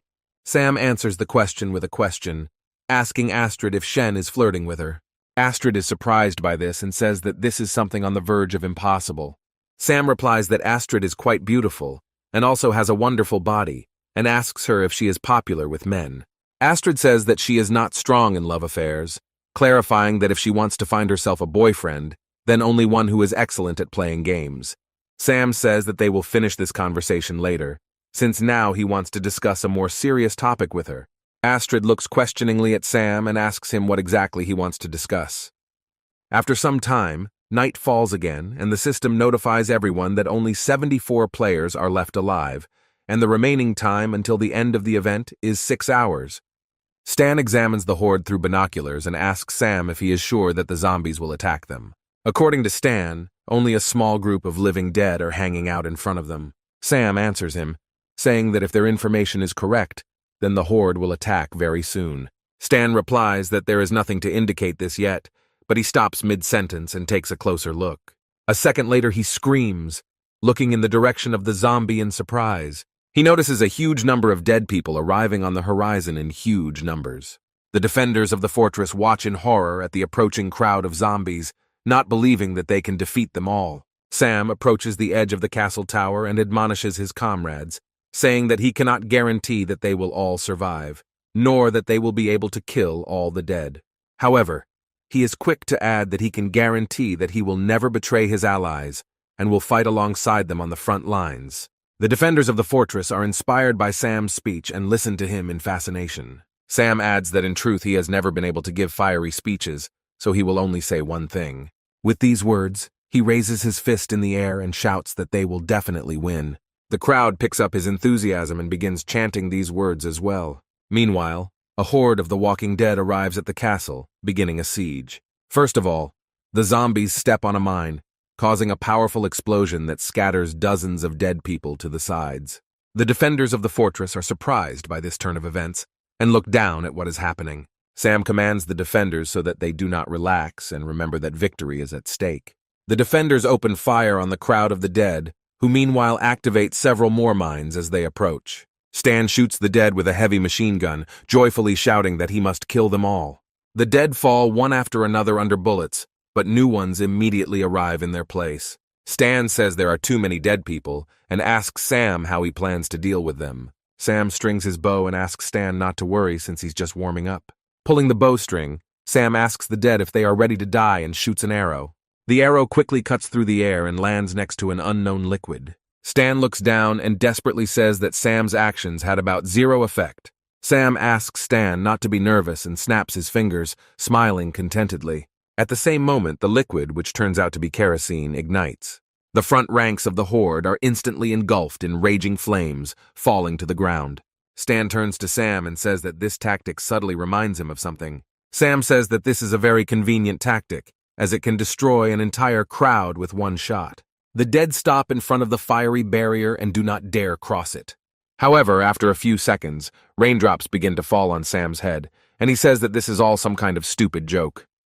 The pouring rain extinguishes the fire barrier, and all the defenders curse this game and its mechanics. Sam looks up at the storm clouds and says he's starting to think someone is doing this on purpose.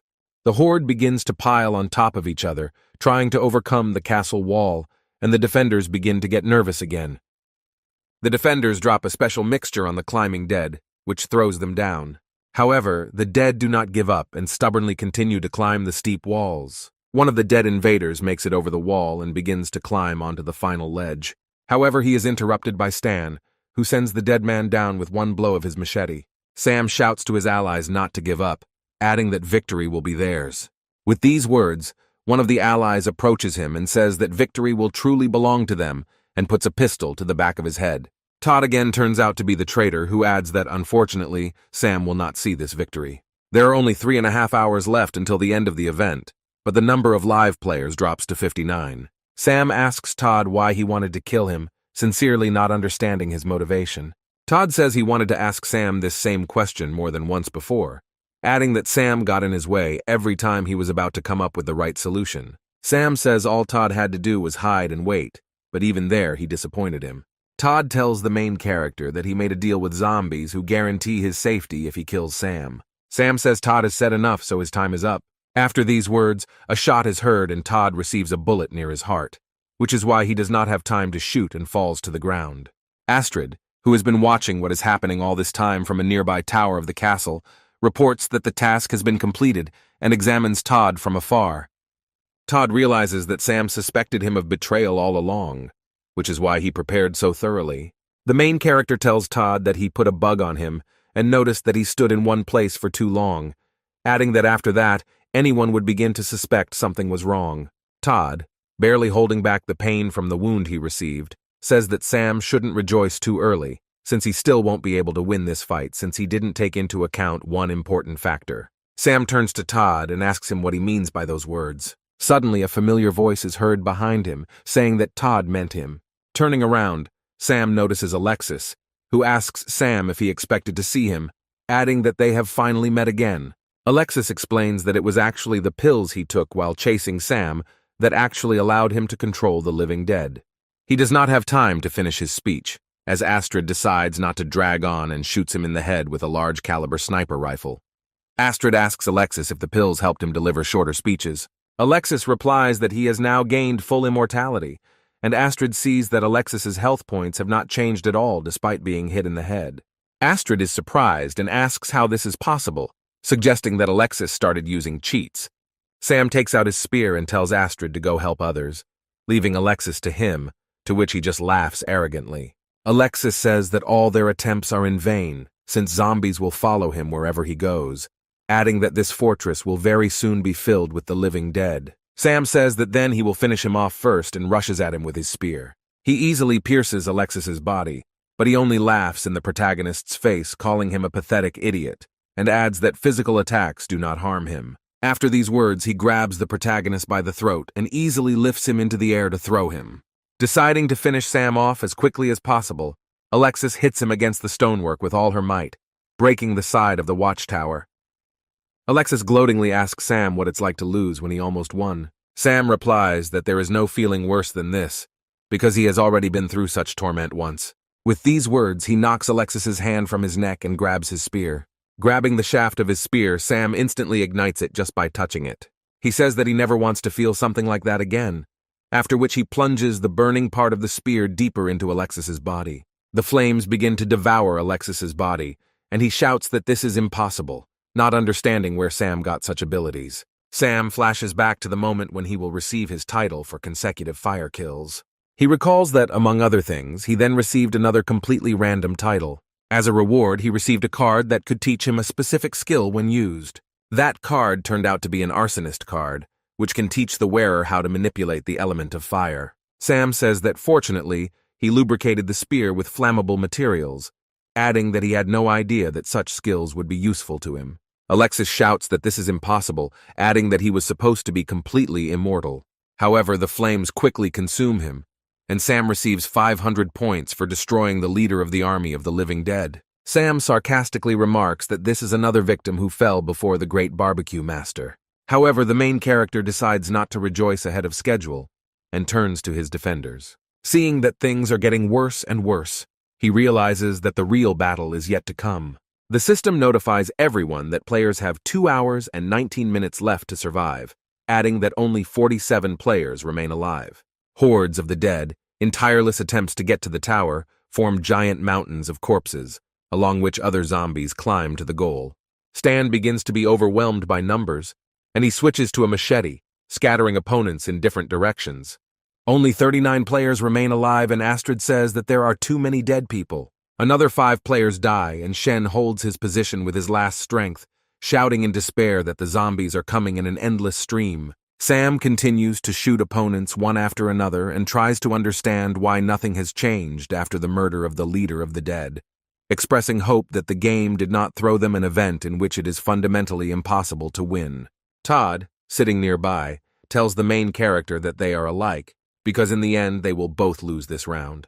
Todd says that everyone who followed Sam is a complete idiot, since he is leading everyone to hell. Sam slowly repeats Todd's words, and suddenly they give him a great idea. Turning around, he tells Todd that he is right, adding that he is going to take advantage of this. Todd asks the protagonist in surprise what he is up to, coughing from his injuries. Sam says that the time has come to survive for real and lowers his weapon, deciding to take the most desperate step. Meanwhile, Stan begins to lose ground and the zombies deal him a powerful blow, knocking him down. Looking up, he sees a dead man in front of him, who is swinging a sharp axe at him. However, a split second before Stan is hit, the zombies suddenly freeze and look around at strange sounds and screams. Stan gets up and says that he recognizes this strange voice and also turns towards the noise. Stan grabs the fresh motorcycle that the dead Alexis is tied to and jumps off the tower. Astrid, observing this desperate act, says that Sam is becoming too reckless. Sam turns to face the horde of walking dead and yells at them to follow right behind him, additionally honking at them from his motorcycle. Hearing screams and sensing the presence of their leader, the dead turn around, looking at Sam.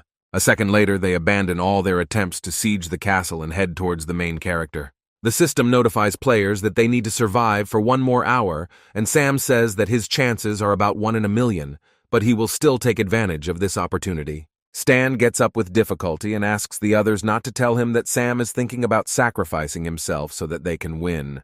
Astrid puts her hand on his shoulder and lifts him up, saying that such actions would clearly not be Sam's style.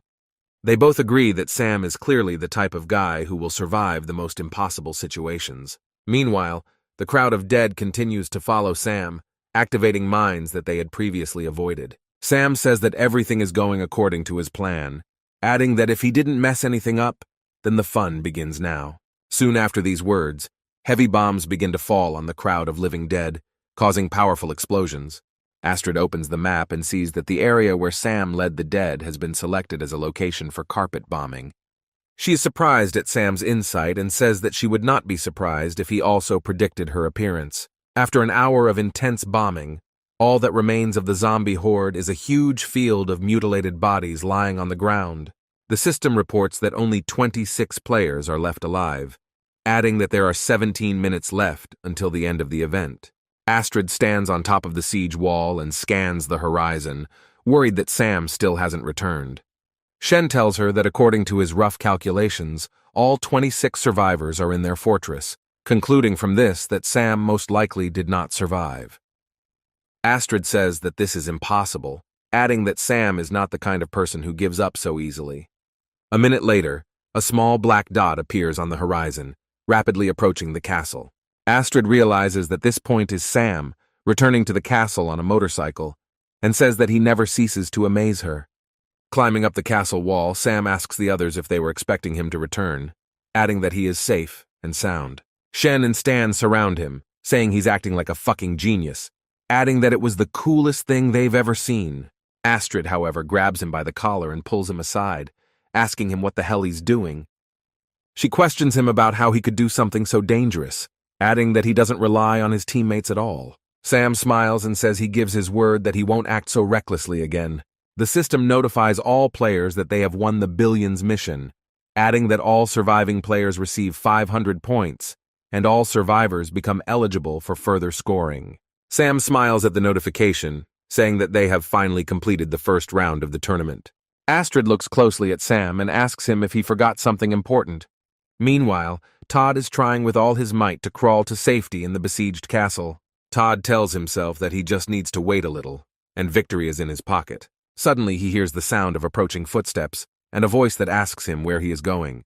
Looking up, he sees Sam, who asks him if he is going to celebrate the victory with all the other surviving players. Todd starts frantically ingratiating himself with Sam, telling him that he is a great man with a kind heart, so he shouldn't worry about such a humble person like Todd.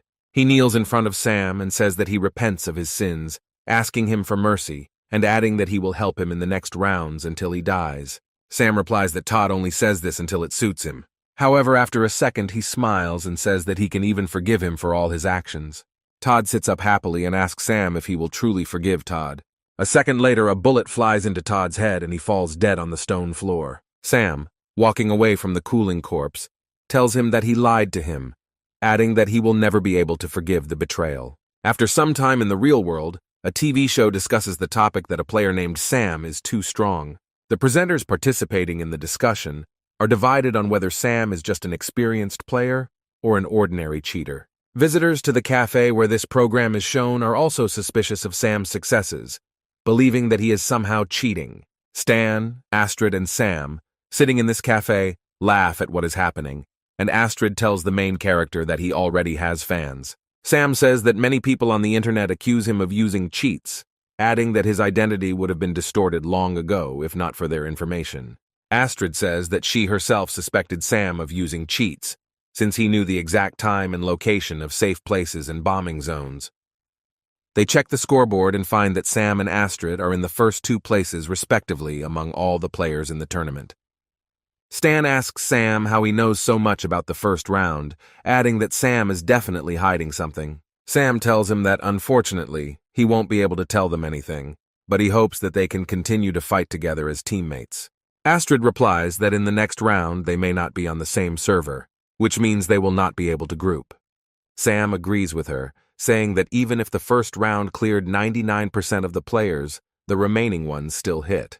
He also adds that the closer they get to the finals, the smaller the number of players will be, which means more chances to get on the same server. Astrid says that unfortunately not everyone is as strong a player as Sam, adding that she is not confident that she will be able to make it through the next round.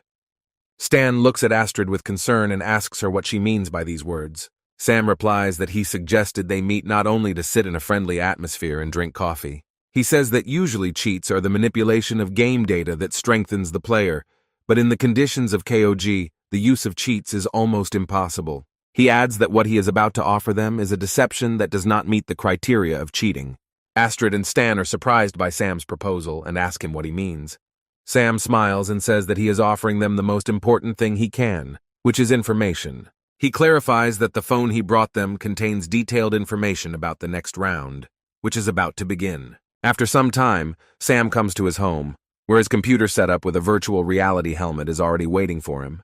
Putting on his helmet, he turns on the full immersion mode, saying that great fun awaits him ahead. Once in the virtual arena, Sam says that he knew that the order of the games would remain the same as he remembered.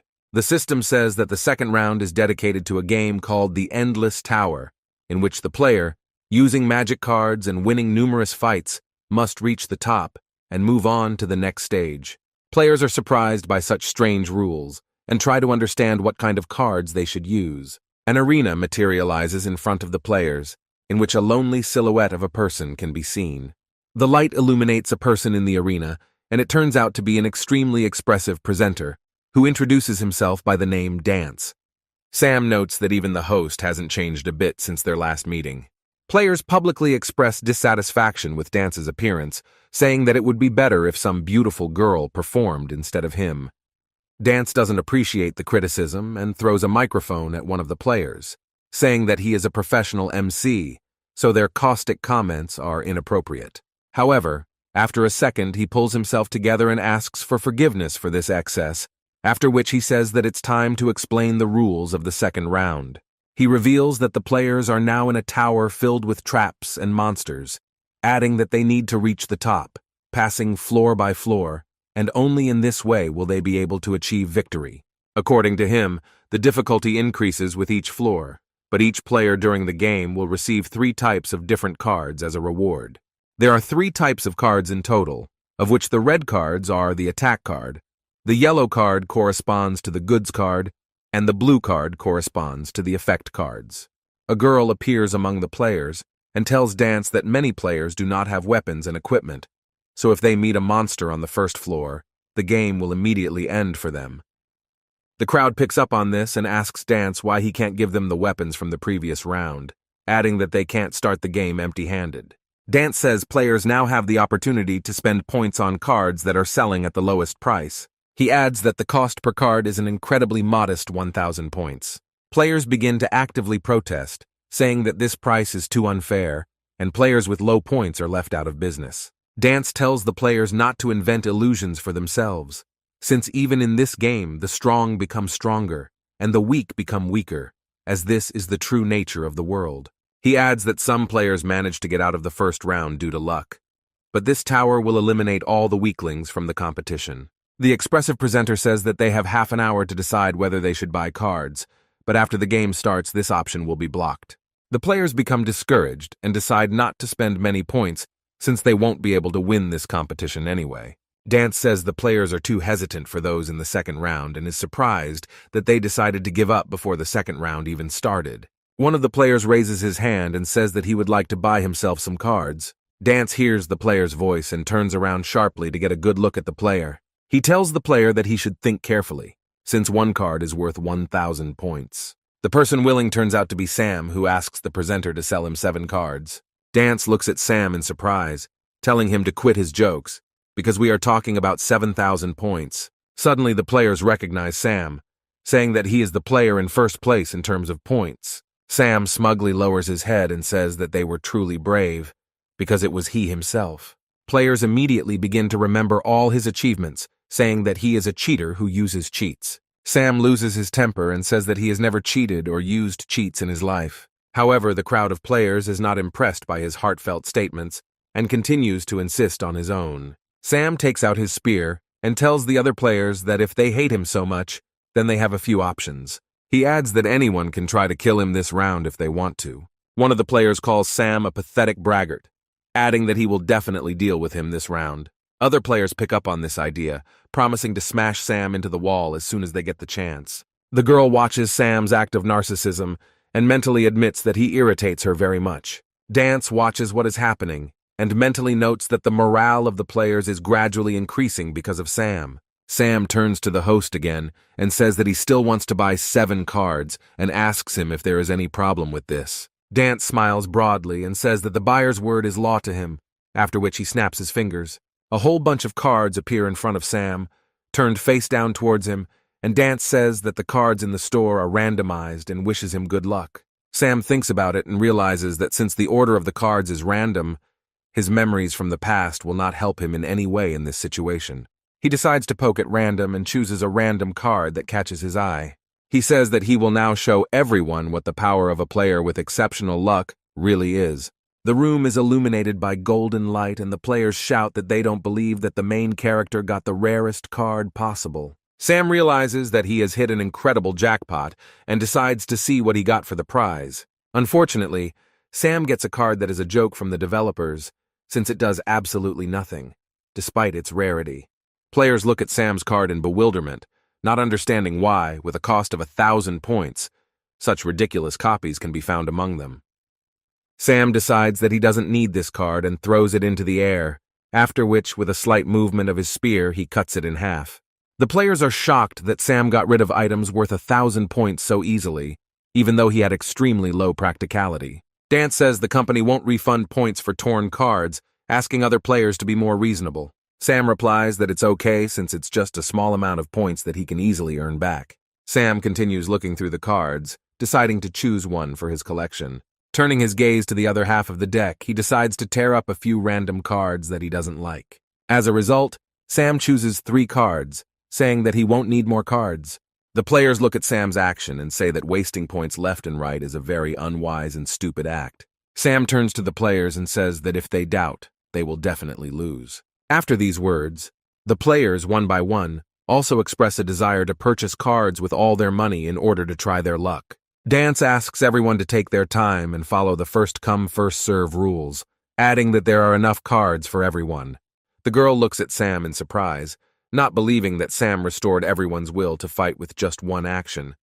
Sam leaves, saying that if there are too few participants, the game will become incredibly boring. After some time, Sam and several other players approach the ground floor of the challenge tower. According to the presenter, they are at the bottom of an endless tower, where each flight of stairs will take them to a random level, so players are free to choose any floor. Sam turns back and asks the players why they are following him. The players do not want to admit the truth and deny it, telling Sam to stop being so smug. Sam mentally says that these players have no shame or conscience at all, and decides to come up with some kind of plan. The girl looks at this scene and wonders if these players really think that following an expert can increase their chances of winning. Sam hastily comes up with a plan and admits that he has no choice but to resort to forbidden techniques. With these words, he sharply points his fingers behind the players' backs and shouts that the pretty girl has decided to bare herself. Players immediately take the bait and turn back, trying to find the beauty in question. However, behind them is only the presenter, who suddenly decided to bare himself in front of the players. The players throw garbage at the leader, saying that they don't want to see him, asking him to get the hell out. One of the players turns around and notices Sam is missing, shouting to the others that this crook has fooled them. Sam decides not to waste time, and gets on his feet as quickly as possible so that no one will interfere with him in the future. Meanwhile, Sam's adventures are closely watched by the corporation's executive director. An assistant comes to his office and asks him about the situation with the second round, asking whether there are any discrepancies. The assistant replies that the only blank spot is Sam, since he not only took first place in the ranking, but was also significantly ahead of the second player in points, and had already earned at least 2 achievements. The executive asks the assistant if they have noticed any anomalies in the system, or evidence that Sam is using any methods of deception. The assistant says that this player is inexplicably acting as if he is very familiar with the game, adding that there is a possibility that data about the game will be leaked to the outside world. The director says that the content of the second round is completely randomized, so even if there was some kind of leak, none of it will help Sam. After which he orders the assistant to organize the most powerful monster for Sam. The assistant replies that according to the rules, the company cannot interfere with the course of the game, not to mention the strongest monster that is impossible to cope with. The executive director asks the assistant how he dares to disobey his order. The assistant slavishly replies that all his orders will be carried out immediately and leaves. Sam finds himself on the second floor of an endless tower and decides to look around to see what kind of tests lie ahead of him. Sam remembers that the first level challenge is combat and wonders what kind of enemy he will face. Suddenly, an incredible roar is heard next to him, and he sees the paw of a huge monster stopping right in front of him. Looking up, he examines the monster standing in front of him and says that this must be some kind of joke. An 8-headed demonic dragon stands in front of the main character in all its glory. The dragon lets out a loud roar, and Sam asks the monster when he last brushed his teeth, noting that he smells disgusting. The dragon once again lets out a loud roar and prepares to launch a powerful attack with several heads. Sam joyfully looks at the monster's rage and asks him if he touched a nerve. A loud explosion is heard in the place where Sam is standing, but as soon as the smoke clears, only an empty crater remains in its place. The dragon begins to breathe menacingly, trying to find its prey, and looks around menacingly. Sam looks at the monster and says that fighting this monster brings back old memories for him. He briefly plunges into the past, remembering the battle with this monster a year ago, when they tried with incredible difficulty to defeat this dragon. A year ago, Sam once again used his leadership skills and asked his allies to unite and destroy this monster, regardless of the casualties. Back in the present, Sam says that previously this monster should only be found on the upper floors and should not be found on the first floors. However, from Sam's point of view, this is a great change, since he will now be able to get all the points for himself. Viewers watch Sam fight and say that he is just a crazy daredevil. Sam says that the broadcast screen must be full of comments right now wishing him death for his arrogance. The demonic dragon does not lose patience and decides to finish Sam off with a ranged attack and flares its nostrils. Opening its huge mouth, the dragon spits out a deadly wave of fire directly at the main character. Sam easily dodges the fire attack and shouts to the dragon that playing with fire does not bring anything good. With these words, he takes off and rushes to attack the dragon, saying that it's time to end this. The dragon tries to knock Sam down with a head attack, but Sam pushes off the ground and flies into the air. Having chosen the most vulnerable point, Sam falls down like a stone, pointing his spear towards the monster. Falling on the monster, he easily pierces its fire-breathing head with his spear. The mighty dragon howls in pain, beginning to shake its head from side to side. Sam says the fun is just beginning, holding tightly to his spear. Seeing the right moment, he pulls the spear from the dragon's head and uses the transformation, unlocking a new form. The new form turns out to be a deadly blade with a razor-sharp blade. He gives the dragon a cheeky look and says that he will use it to test the power of a new form of his weapon. The main character makes a powerful blow, easily cutting off the dragon's head, and then jumps to the ground. The game system notifies Sam that he gets 200 points for destroying one dragon head. Sam says that at this exchange rate he will get 1,600 points for all 8 goals, adding that this is a very good deal. However, after a second, the severed dragon's head begins to regenerate and quickly grow back. Sam is very surprised by this feature of the dragon, noting that he does not remember that he had such powers the last time. According to him, a year ago this dragon was a much more honest monster than it is now. However, Sam suddenly has a brilliant idea and thinks about it for a while. Examining the dragon's head, he realizes that for one head they give 200 points, and the dragon will regenerate endlessly. However, this also means that it is a very convenient way to endlessly farm points. The dragon hears Sam's thoughts and is clearly not delighted with this situation. Sam draws his sword again and says that in this case he will take advantage of such a gift of fate. He rushes into the attack and begins to cut off the dragon's heads one by one, gaining an incredible amount of points. After a while, he blows off all the dragon's heads at once and lands in front of him. Paying attention to his score, he notices that in this short period of time he scored 8,000 points. Viewers watch Sam's adventures and say that he is definitely a crook for earning points using such dirty methods. The executive director, also observing the events, becomes furious and asks the technical staff how they could have made such a miscalculation.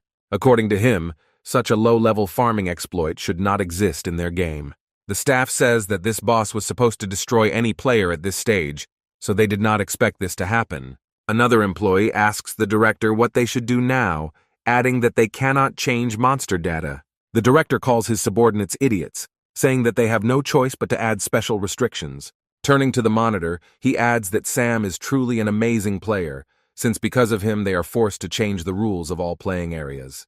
Meanwhile, a system notification appears above Sam's head, which states that a new restriction has now been introduced for this round, according to which each floor must be completed within 30 minutes. Stan, who is on another server, also receives this notification and is glad that he managed to deal with all the monsters in advance. Astrid, having also successfully destroyed all her opponents, is surprised that the rules of the game are changing so dramatically. Viewers of the tournament are surprised by this turn of events and suspect that this restriction was added only to prevent Sam from being able to endlessly farm points. There is less than a minute and a half left until the end of the round, and Sam realizes that his golden time is coming to an end. He changes the shape of his spear and says that normal players would not be able to destroy all the heads in one hit. He adds that luckily he pulled out the right card for the occasion. Sam reveals his card and reveals that he owns the arrow volley card, which allows a player armed with a bow or crossbow to fire multiple arrows in one shot. With these words, Sam activates the card and it is charged with the energy of his arrows. Drawing back his bowstring, Sam decides to shoot an arrow that pierces the skies at the demonic dragon. He conjures his arrow to destroy all the heads and releases the string of his bow. A powerful shot pierces all heads simultaneously, depriving the monster of its ability to regenerate. Sam changes his weapon's shape to that of a blade and says he's not done yet. The main character makes a dash, delivering a powerful blow that cuts off all the heads at once. The huge monster falls heavily to the ground, and the system rewards Sam with additional points for all destroyed heads. The severed heads of the monster begin to transform into a shining clot of energy. After a few seconds, the bundle of energy turns into valuable loot, which is an item of equipment. Sam is happy that he finally got a good loot, and reads the description of a demonic dragon cloak that protects the wearer from fire attacks. The system notifies all players that a player named Sam was the first to kill the 8-headed demonic dragon and received a unique dragon cloak.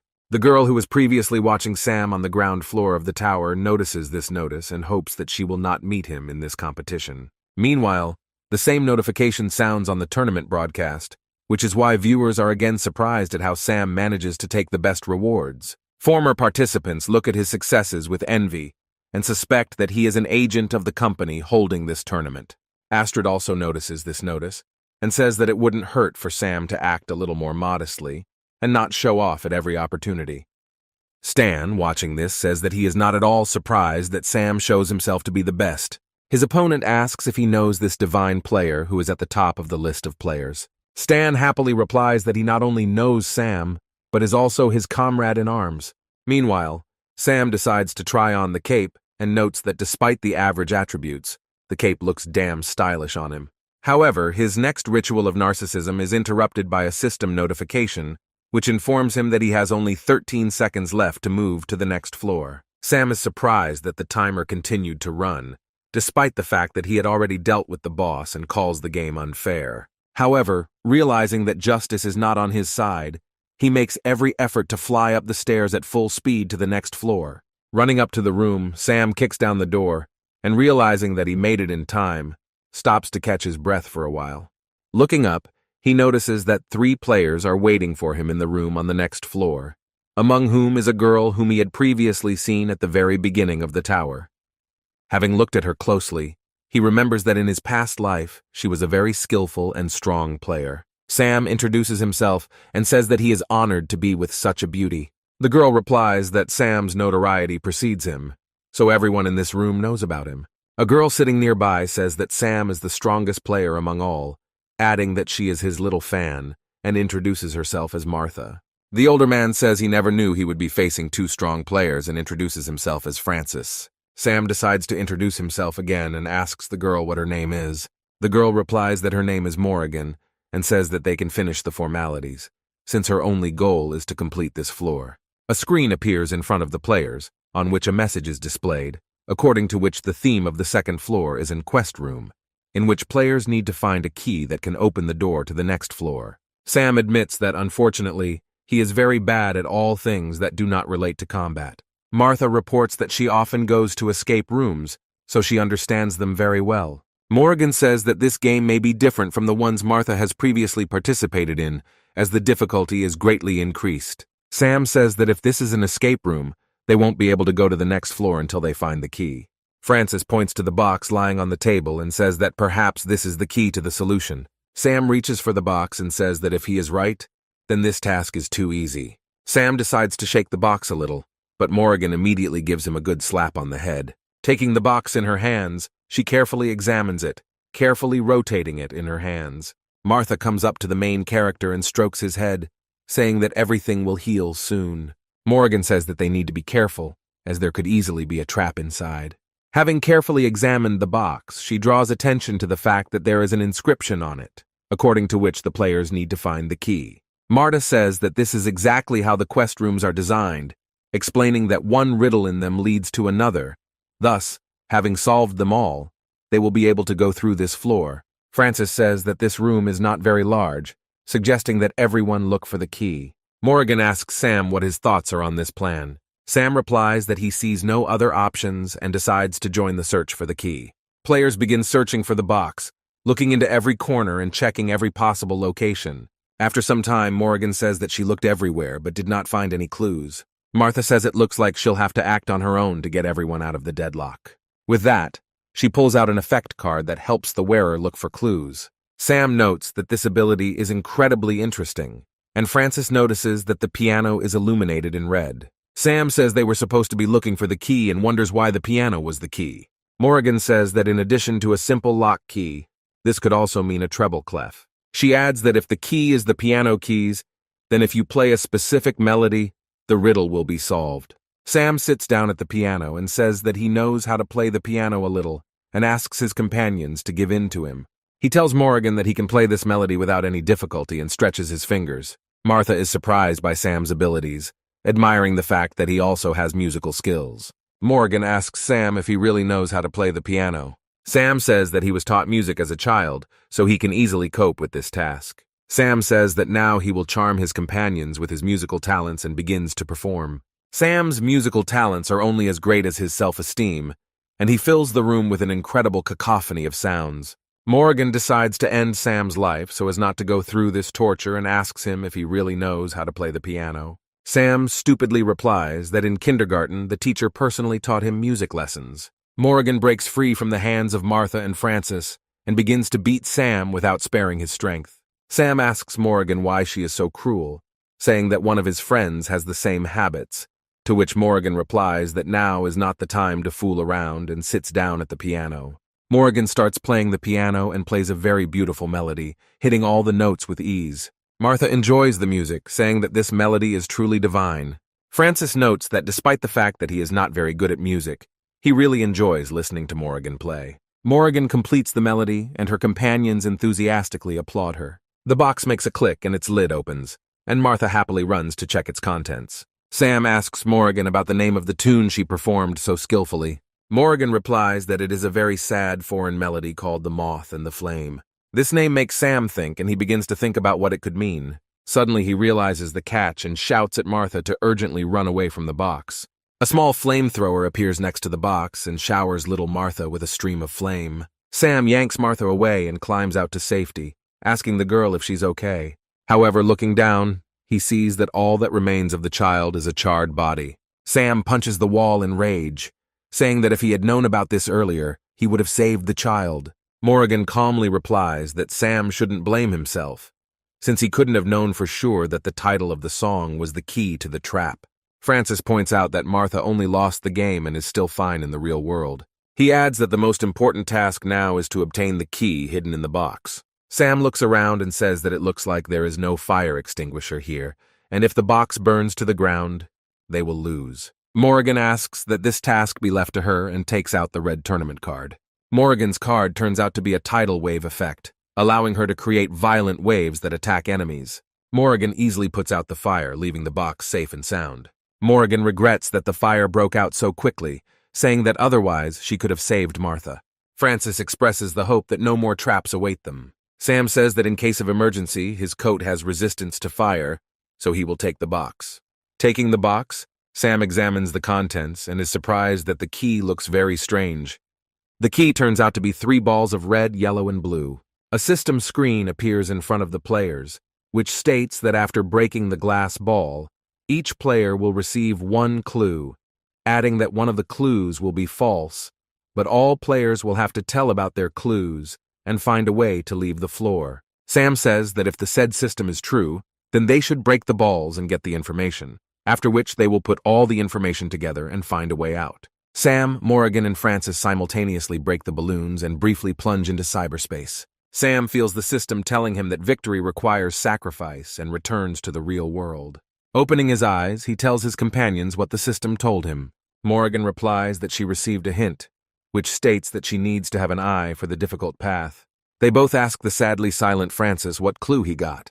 Francis says that his clue is that the door to the room will open when his comrade dies. Sam says that if this clue were real, the door would have opened when Martha died, and then concludes that it is a fake. Francis hesitantly agrees with this, saying that his hint really sounds too strange to be real. Sam puts the words of his clue together with Morrigan's and begins to think about what it might mean. Morrigan says this could mean the item they need is shaped like an eye. Sam says that he is very bored with searching for new items, adding that the methods of this game have begun to become outdated. Morrigan says that even information in books can hide some clues, asking her companions not to be so careless. Sam asks Morrigan if the item he is looking for could be an ordinary eye. Meanwhile, Francis watches with a gloomy mood as Morrigan rummages through the bookcase. Taking advantage of Morrigan's trust in him, he quietly pulls out an item card, summoning a weapon. He says that he really wants to win, and then swings his axe, asking Morrigan to die. However, Morrigan turns around and with a quick kick throws Francis away several meters. Francis hits the table, briefly stunned by the force of the impact. He reaches for an axe, but Sam's energy arrow pierces his arm, rendering him incapacitated. Morrigan looks at Francis and says that he is clearly missing something. Sam says he didn't expect Morrigan to notice either, adding that she's not that bad.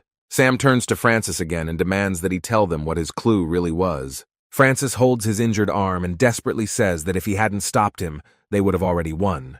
He reveals that the clue said that he must kill his teammate in order for the door to the next floor to open. Sam continues Francis's reasoning, saying that because of this, he decided to ambush Morrigan, who seems weaker than Sam. Morrigan looks at Sam and tells him not to become arrogant for no apparent reason. Sam immediately changes his face and says that he was just joking and she shouldn't take it to heart. Sam asks Francis why he is so sure that his tip is not a fake.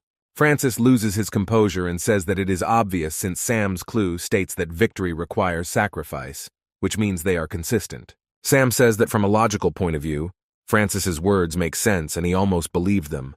With these words, he takes out his sword and says that nevertheless, he will never forgive someone who is trying to harm his comrades. Francis tearfully asks Sam not to rush things and give him another chance. However, Sam remains relentless and ends Francis's gaming session with one blow of his sword. Having wiped his sword, Sam says that all traitors will be punished as cruelly as possible. Morrigan is surprised that Sam can act so cold-blooded and cruel despite his comical behavior. Morrigan says that Sam apparently has been betrayed before since he reacts so strongly to Francis's behavior. Sam says he was betrayed before by the person he trusted the most. He turns his head towards Morrigan and says that now he will make every traitor pay. Sam notes that the door remained closed, which means Francis's tip was fake. Morrigan approaches the door and wonders what the two remaining clues might mean. Lost in thought, she accidentally presses a secret button on the door, which opens a hidden scanner. Sam approaches the door and asks Morrigan if this device is a fingerprint scanner, to which Morrigan replies that it is a retinal scanner. Sam pulls back his eyelid and says he can easily check the scanner is working. The scanner checks Sam's eye and reports that it was unable to identify the user. Sam muses that they need to get another iris from somewhere to unlock this door. Morrigan reads her clues out loud again and wonders what they might mean. Sam says that everything is clear to him, adding that if this retinal scanner is a hard choice, then they need an eye that looks at the hard choices. They turn around and look at the bust, which has an eye hidden inside, and Morrigan goes over to take it. Sam suddenly realizes that there must be a catch here and shouts at Morrigan to take her time, but she doesn't have time. Morrigan takes out the eye and turns to Sam, asking him what he means. A second later, the room is cut into two parts by a trap, separating the two heroes. Sam looks at the hole that is formed and says that it is impossible to cross it even if you really want to.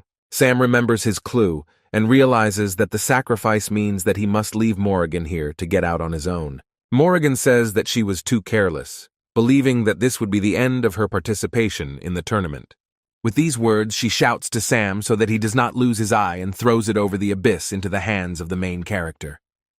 Sam deftly catches his eye and asks Morrigan why she did it. Morrigan replies that he saved her, and now she returns the favor, adding that the floor will soon collapse. so he should hurry to the next floor. Sam nods at Morrigan's words and carefully scans the room. He puts his eye to the retinal scanner, and it successfully identifies him, reporting that the lock on the door is open. The door creaks open and Sam looks into the passage, flooded with sunlight. Morrigan mentally wonders at her behavior, noting that she never would have thought that she would sacrifice herself for a man she barely knew.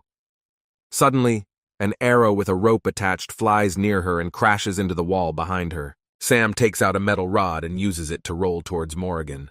Having successfully crossed the abyss, he lands next to her, holding Francis's ice axe in his hands. Morrigan examines his axe, to which Sam replies that he pulled it out of the body of their so-called comrade. Morrigan says that's not what she's interested in and asks Sam why the hell he was here. Sam says he has a plan that will get them both through this floor. He adds that this fool never used his weapon to its full potential. Morrigan says that she understood what he was getting at, to which Sam replies that he did not doubt her insight. With these words, the heroes take positions and Morrigan uses the tidal wave card, creating water.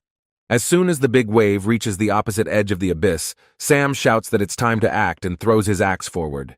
The axe crashes into the water, instantly freezing it. After a few seconds, the wave turns into a strong ice bridge, which, however, cannot last long. Morrigan tests the strength of the bridge and is surprised that their plan actually worked. Sam grabs Morrigan's hand and says they need to hurry if they want to make it on time. Morrigan asks the protagonist why he saved her, adding that if his plan had failed, they would definitely have died. Sam tells her that he didn't think about it for a second, as he would never abandon a teammate. With these words, he remembers Stan and Astrid, saying that he has friends who will also come to his aid without hesitation.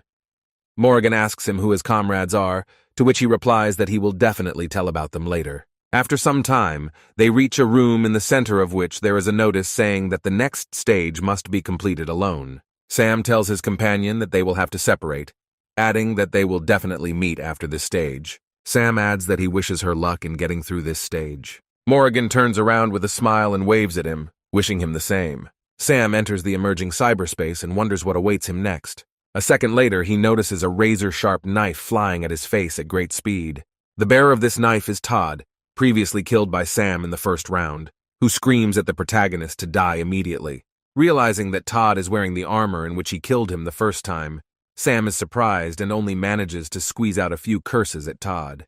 However, Todd flies next to him, killing the monster that was sneaking up on Sam from behind.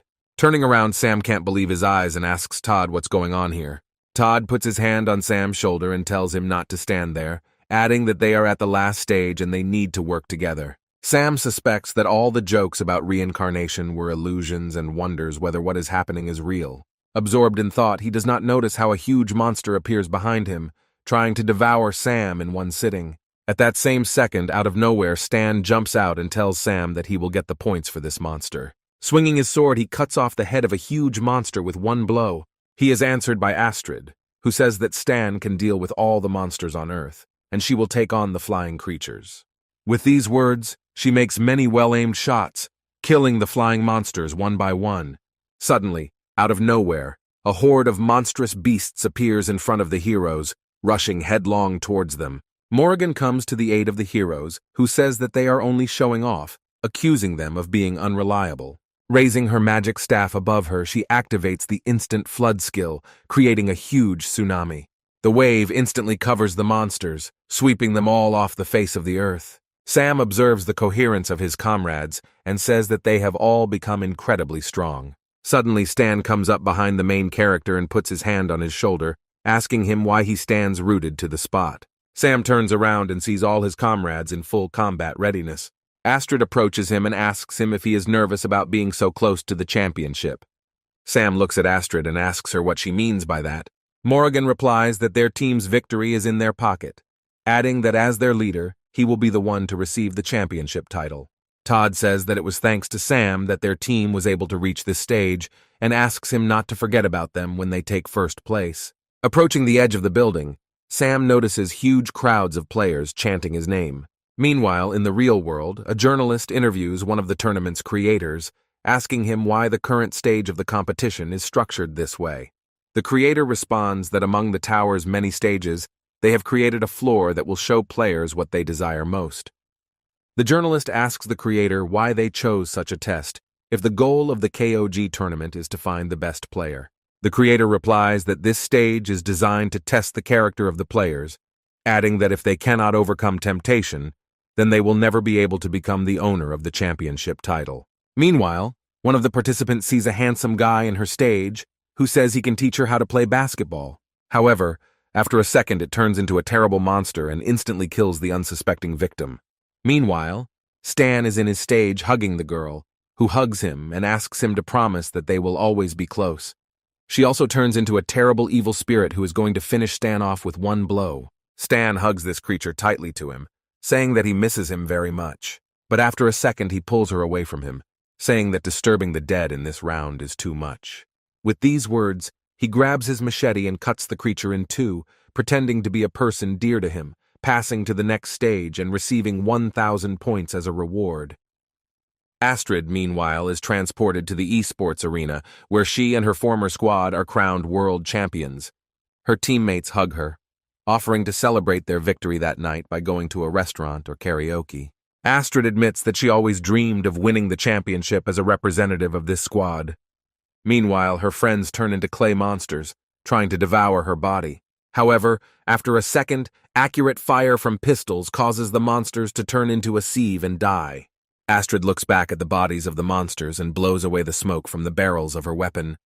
She adds that she already has real friends who behave sincerely with her. Morrigan is transported to a luxurious mansion, where a whimsical melody is playing on the piano. She sits in front of him, continuing to play the beautiful melodies that she liked so much as a child. Suddenly she hears light applause and a familiar male voice praising her efforts. Morrigan instantly recognizes this voice and turns towards the man, calling him father.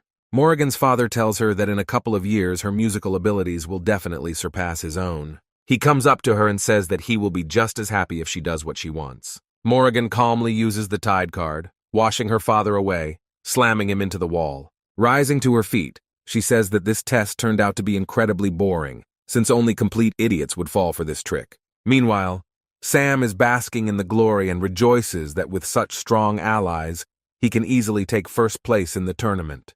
However, a second later a monstrous hand penetrates through him, tearing out his heart. Turning around, Sam notices that all his comrades turned out to be monsters who were waiting for the right moment. Sam falls to the ground and expires a few seconds later, giving the monsters a reason to roar with joy.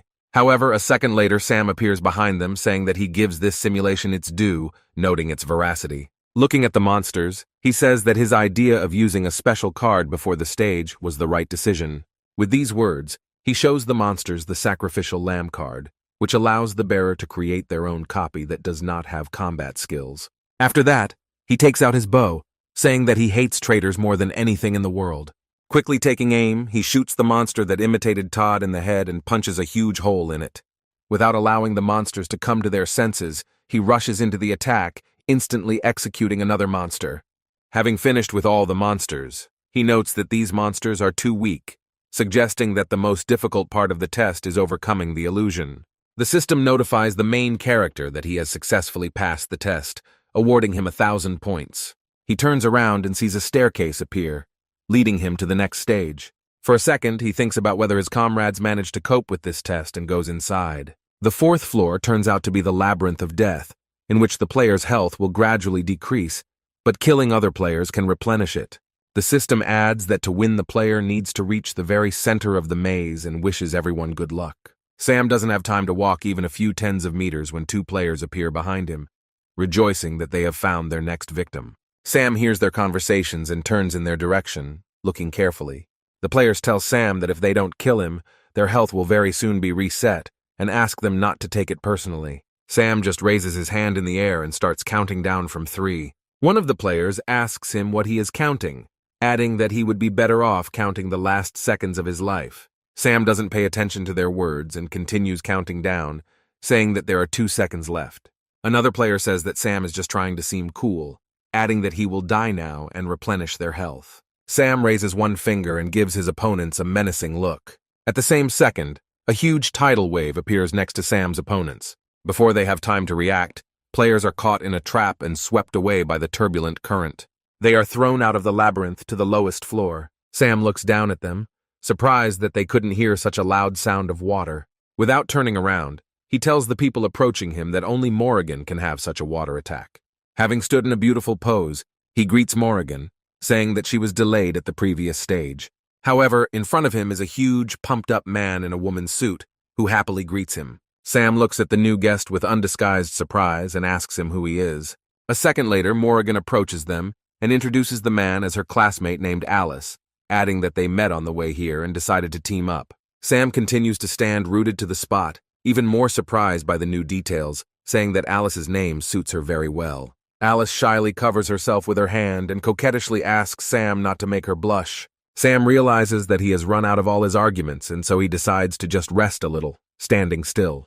Morrigan asks Sam why it took him so long to get here, adding that she was already beginning to think that he was dead. Sam says that these were just stupid illusions, boasting that he easily understood that they were trying to fool him. Alice sincerely admits that it was quite difficult for her to get through this stage, and she almost fell for it. Sam tells Alice not to worry, because if she was able to reach this test, then she is already very strong. Alice blushes again and says that Sam is incredibly courteous and kind.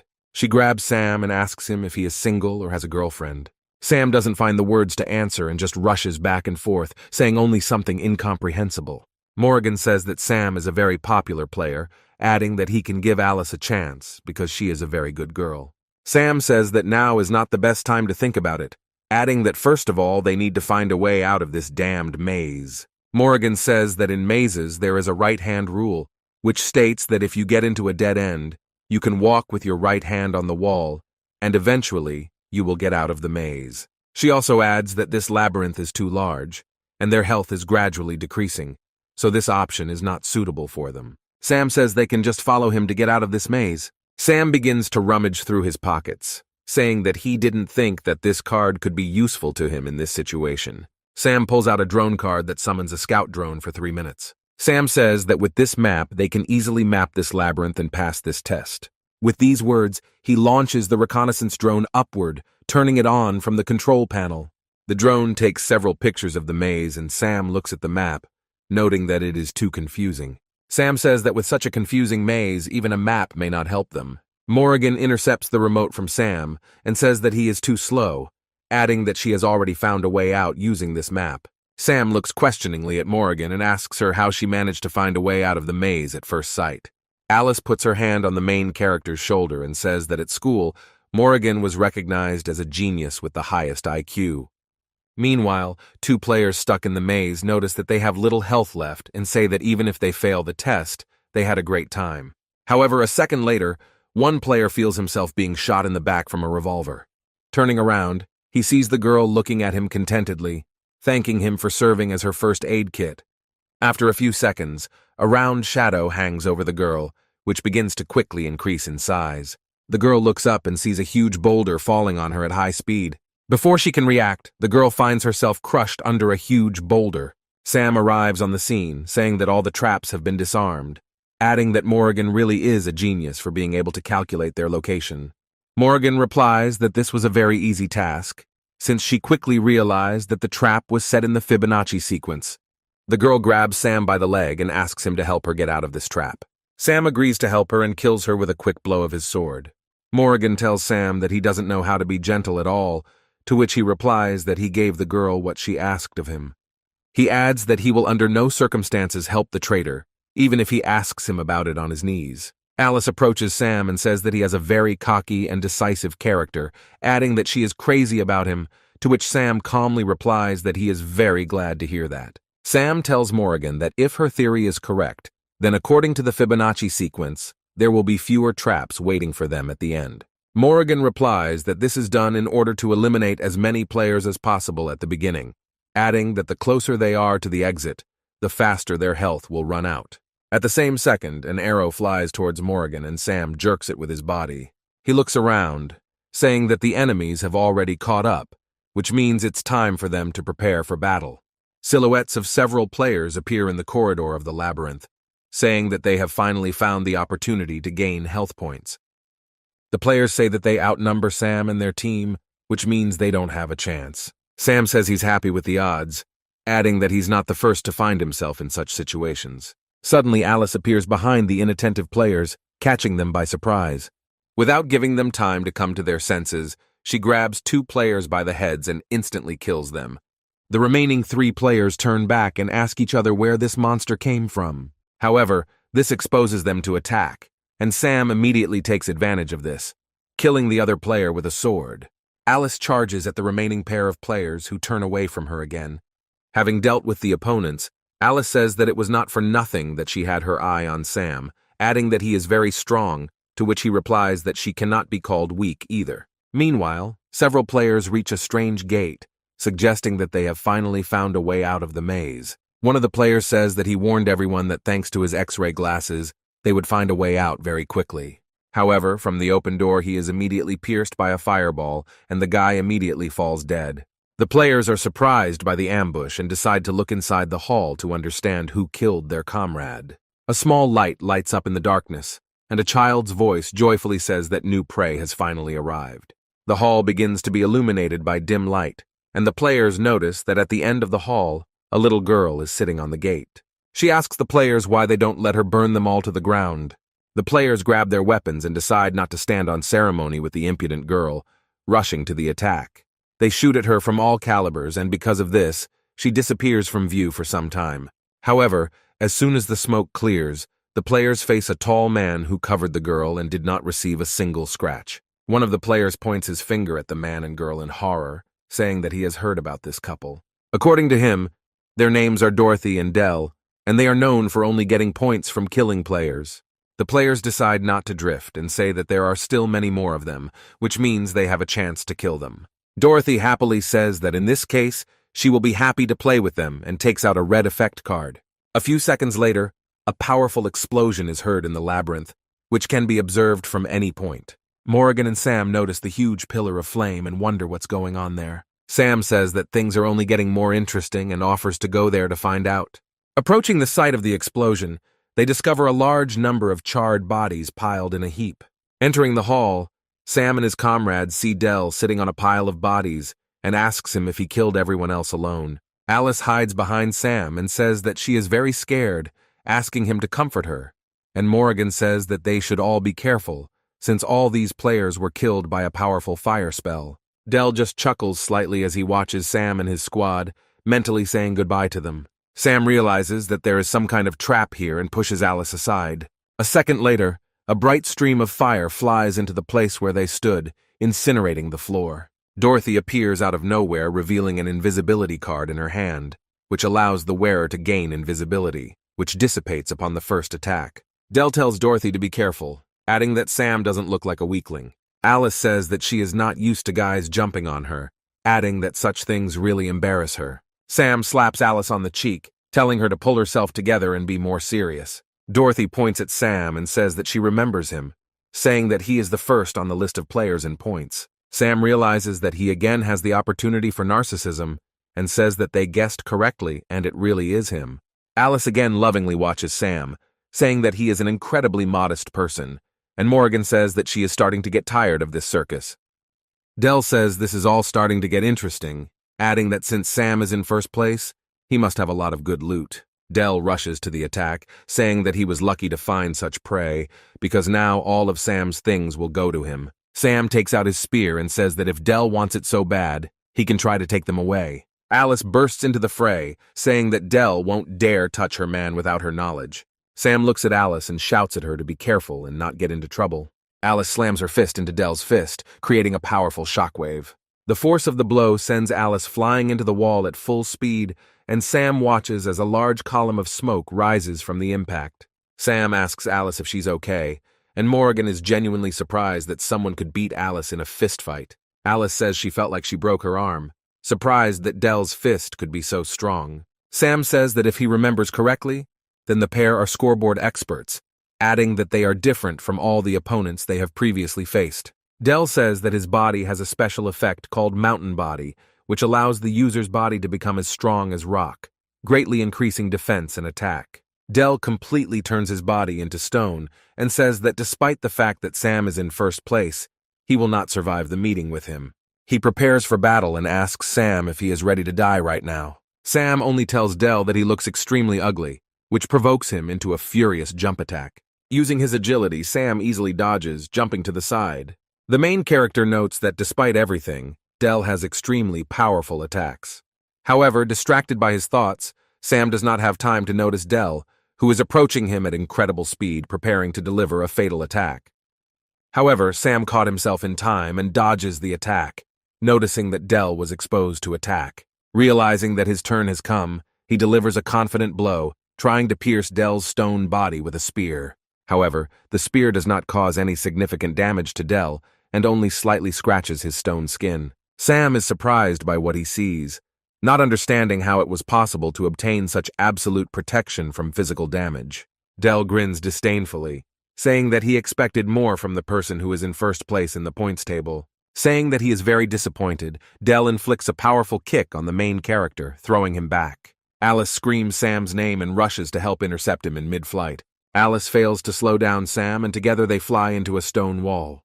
They crash into the barrier with force, but Alice softens the blow with her body, which is why Sam escapes with less damage. Sam asks Alice if she's okay, adding that she's dead. Alice squeezes out the words that she is glad that she was able to catch Sam.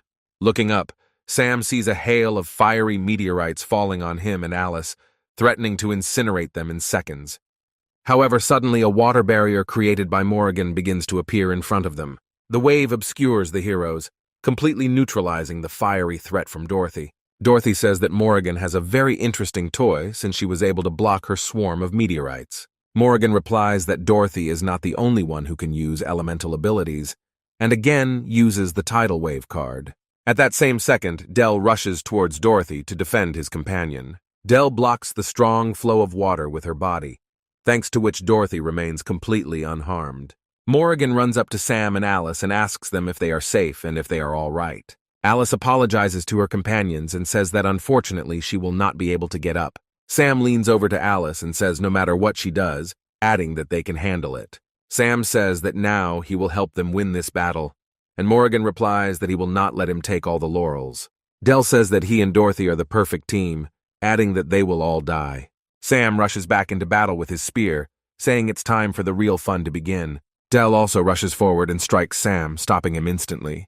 Immediately, a swarm of fiery meteorites falls on Sam and Del, one of which hits the protagonist's opponent directly. Sam is surprised that Del has so much energy for random attacks. Del replies that his body is not only skilled in attack and defense, but is also immune to any attacks from fire and water, adding that his strength increases more the higher his temperature.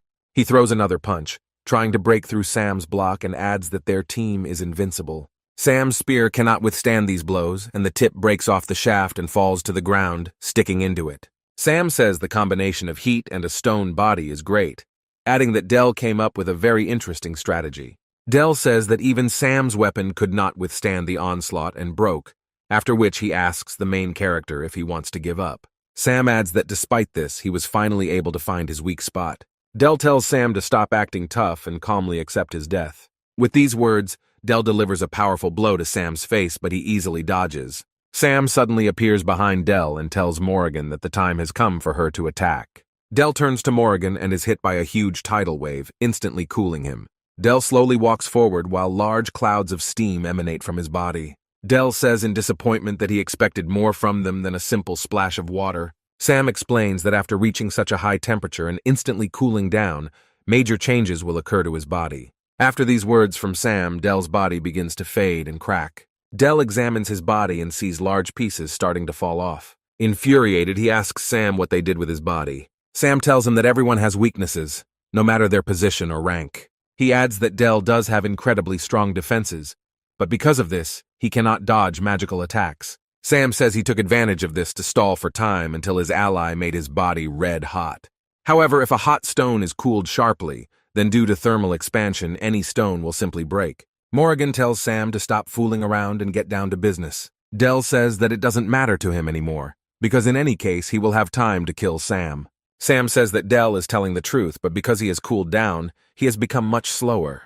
He adds that on top of this, he has become very fragile and thrusts a spear into his back. Del lets out a loud scream, and this attracts a mysterious player who understands which way the exit is and goes to it. Sam turns and says that now all that remains is to deal with that small and annoying girl.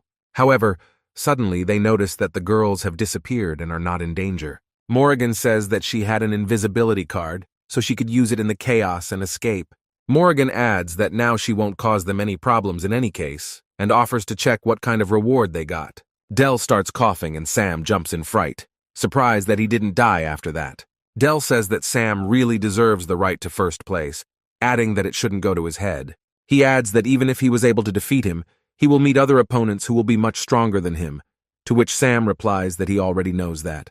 Del pulls out the self-destruct card and asks him what he has to say about it. Sam covers Morrigan with himself, advising her to run away, and mentally understands that he will not have time to stop the activation of self-destruction. However, suddenly someone cuts off Del's hand with a lightning strike. Del turns to the side and cannot believe his eyes, continuing to look frantically ahead. In the next second, the first blow is followed by dozens of others and Del's body turns into a sieve. Sam turns towards the stranger and says that he recognizes this arrogant style of hitting. The stranger says that Del should bloom with blood in this glorious moment, like a flower. Sam says that he recognizes this player, adding that he always spoke very strangely. The stranger introduces himself as a swordsman named Lee Han, looking at Sam and Morrigan with interest. Morrigan asks him what he wants and pulls out her tidal wave map, but Sam stops her. Sam mentally remembers that Lee Han was very strong, and before he did not have the opportunity to fight him. With these words, he briefly plunges into memories, and before his eyes there appear pictures of Lee Han standing on a mountain of corpses. Lee Han continues to look at Sam curiously, and after a few seconds recognizes him, saying his name. Sam tells Lee Han that he was not mistaken and it is really him. Lee Han says that Sam is injured, adding that he does not fight weakened opponents, after which he calmly turns around and walks past the main character. Sam feels annoyed that Lee Han took advantage of him to make himself look cool, but Morrigan is not impressed by this behavior and says that Lee Han looks like a child. Lee Han approaches the hall's gate and unsheathes his katana to perform the ritual.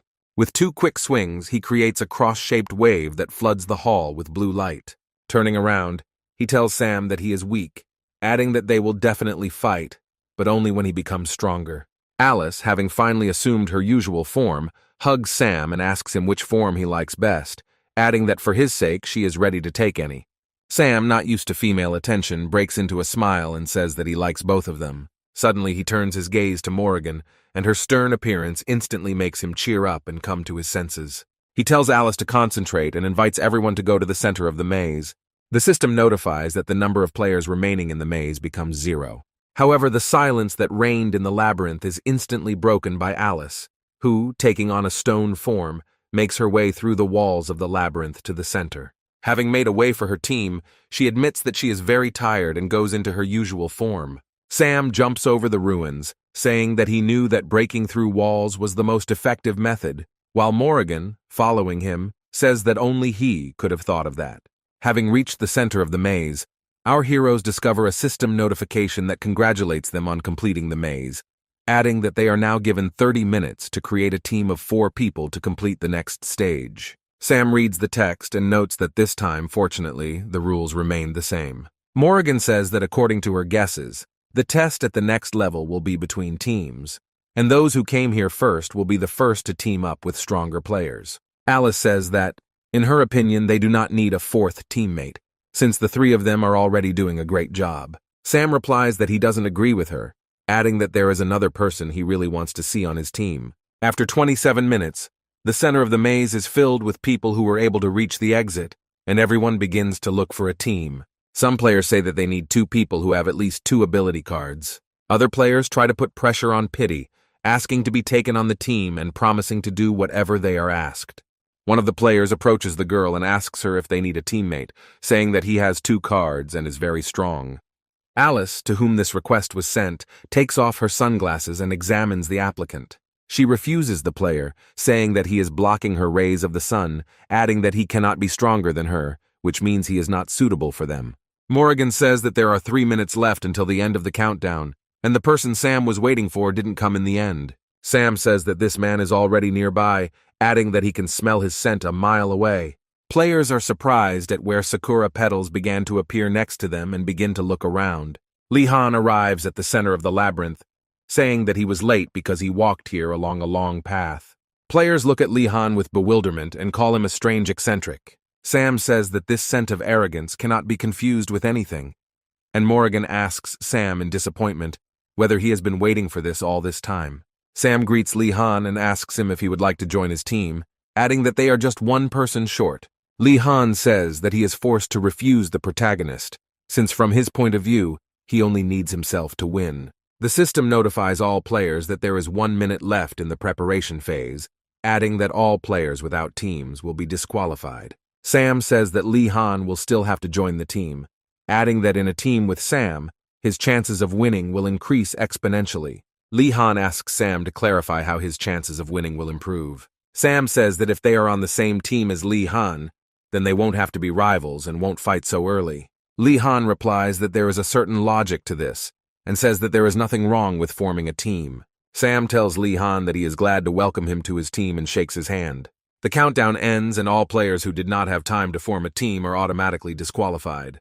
The system notifies players that each team must choose one door and continue their adventure in the Endless Tower. Sam and his team choose a door and head towards the final stage of the second round. After some time, they find themselves in a dungeon, in which there is an arena with metal bars. Morrigan carefully examines the arena and assumes that they are in the final test.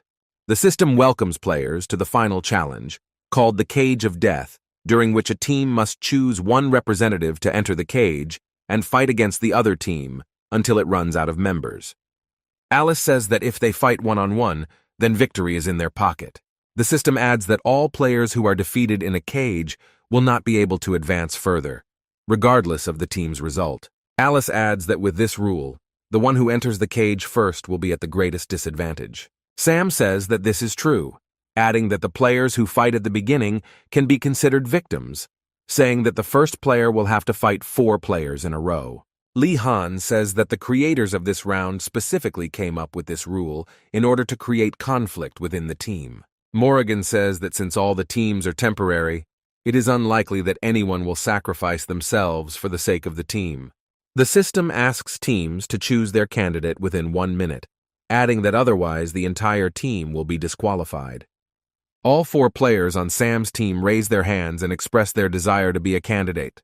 Surprised by this outcome of events, all members of the squad look at each other. Sam concludes that their team seems to be different from everyone else. Lee Han says that he can go first since he can easily eliminate 4 players. Sam says that he just invited Lee Han to the team, so it would be rude to send him first. Morrigan tries to stop Sam, telling him that it is very unsafe. Sam tells her not to worry, adding that he will be the greatest player and will not die in such a simple test. Alice looks at Sam happily, saying that he really is the right man for her. Sam enters the arena and the metal gates creak shut behind him. He mentally notes that the essence of the last test has not changed at all from his last time. A second later, several kunai fly at him, but he easily deflects them, saying that these pathetic tricks do not impress him.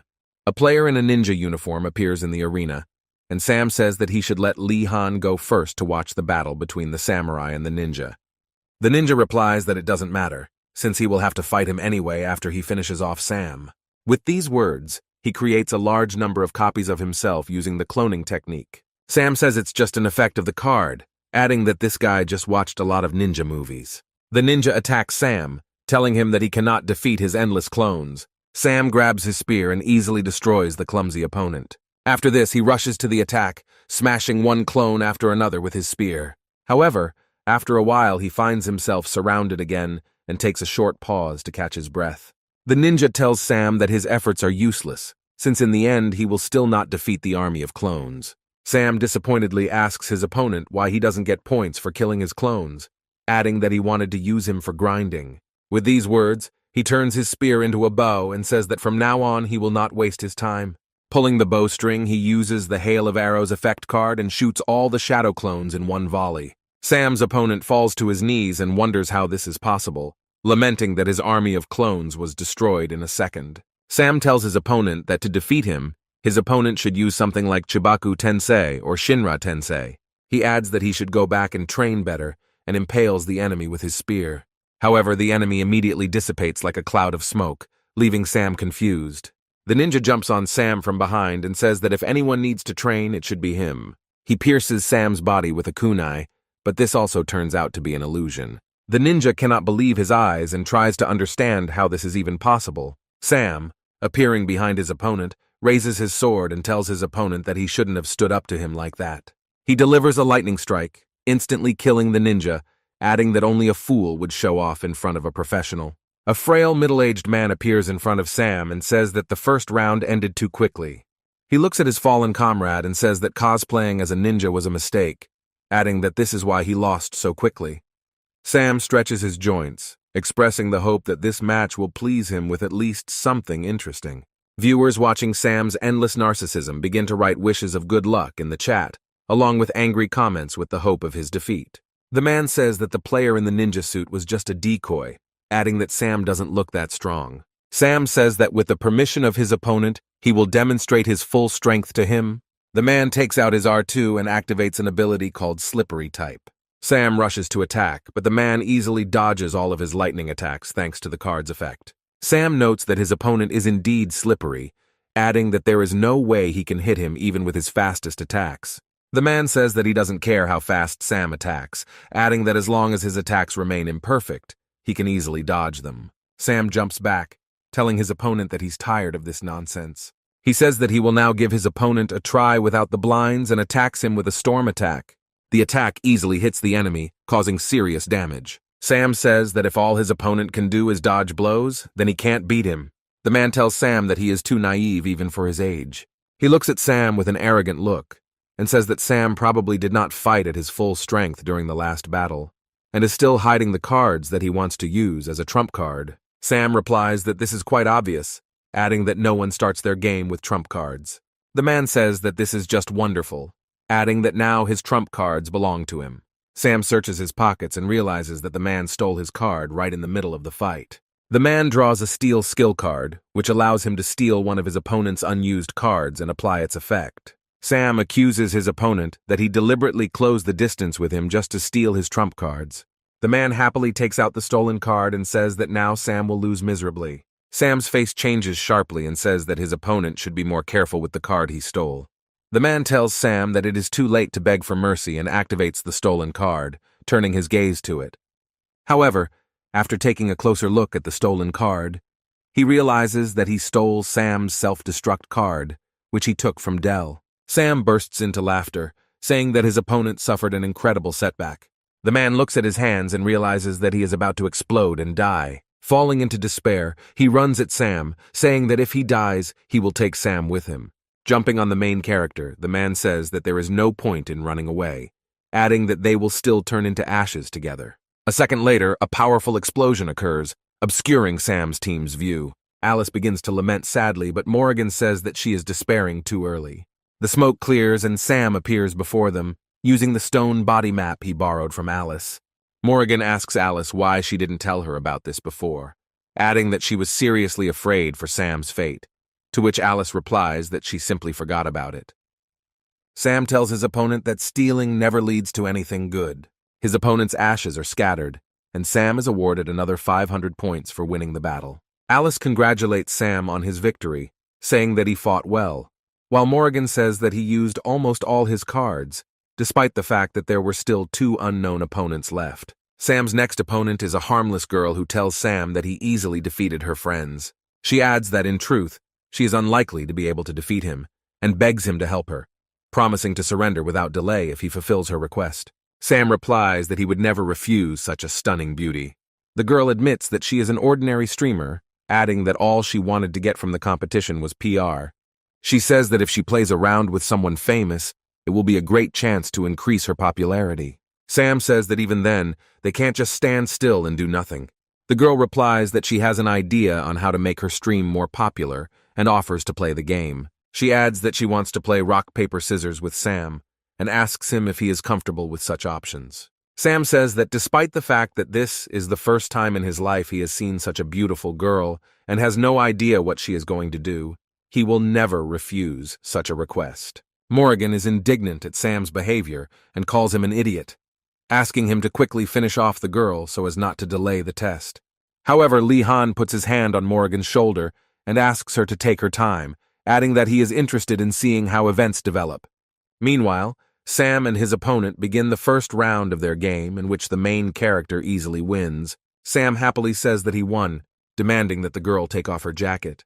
The streamer slowly undresses, telling Sam not to put so much pressure on her. Sam raises his head and shouts that he is providing a special service to all of today's viewers. After 5 minutes of continuous play, Sam asks his opponent if she wants to continue playing, adding that they might simply be banned. The streamer tells him that she doesn't mind stopping it, adding that he turned out to be unexpectedly bad at such games. Sam looks at how the streamer left him in his underwear, losing only once, and realizes that such games really are not his strong point. Sam says that since this carnival is over, they can fight, to which the streamer replies that the battle has already begun and asks him to look at his feet. Having come to his senses, Sam realizes that he is standing in a pile of quicksand, which does not allow him to get out. The streamer says that her card can create quicksand from which it is impossible to escape.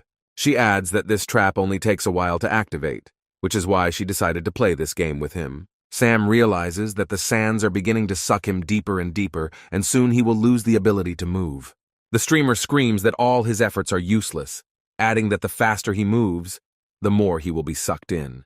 Alice begins to get upset again, begging Sam not to lose and to go with her to the next round, but Morrigan continues to remain strong, saying that this idiot does not give up so easily. The streamer says that for the first number in points, Sam shows himself too weak. With the last of his strength, Sam pulls the map out of the sand, summoning a scout drone. A flying drone immediately appears from the ceiling of the arena and descends towards Sam's location. Sam manages to grab the drone's legs with his hand and commands it to take off. The drone easily pulls Sam out of the sand, lifting him higher and higher above the sand. Sam summons his sword and says that the streamer's trap did not impress him at all. With these words, he falls down like a stone, cutting his rival with one blow of a sharp sword. The system again rewards Sam for defeating his opponent, adding 500 points to his account. Morrigan again calls Sam an idiot, saying that he always takes risks where he could have taken the simpler route. Sam gets dressed and mentally notes that he has no cards left that are not on cooldown, which means he will have to somehow get out. Turning around, he notices that his last opponent is Dorothy, who is already well known to him.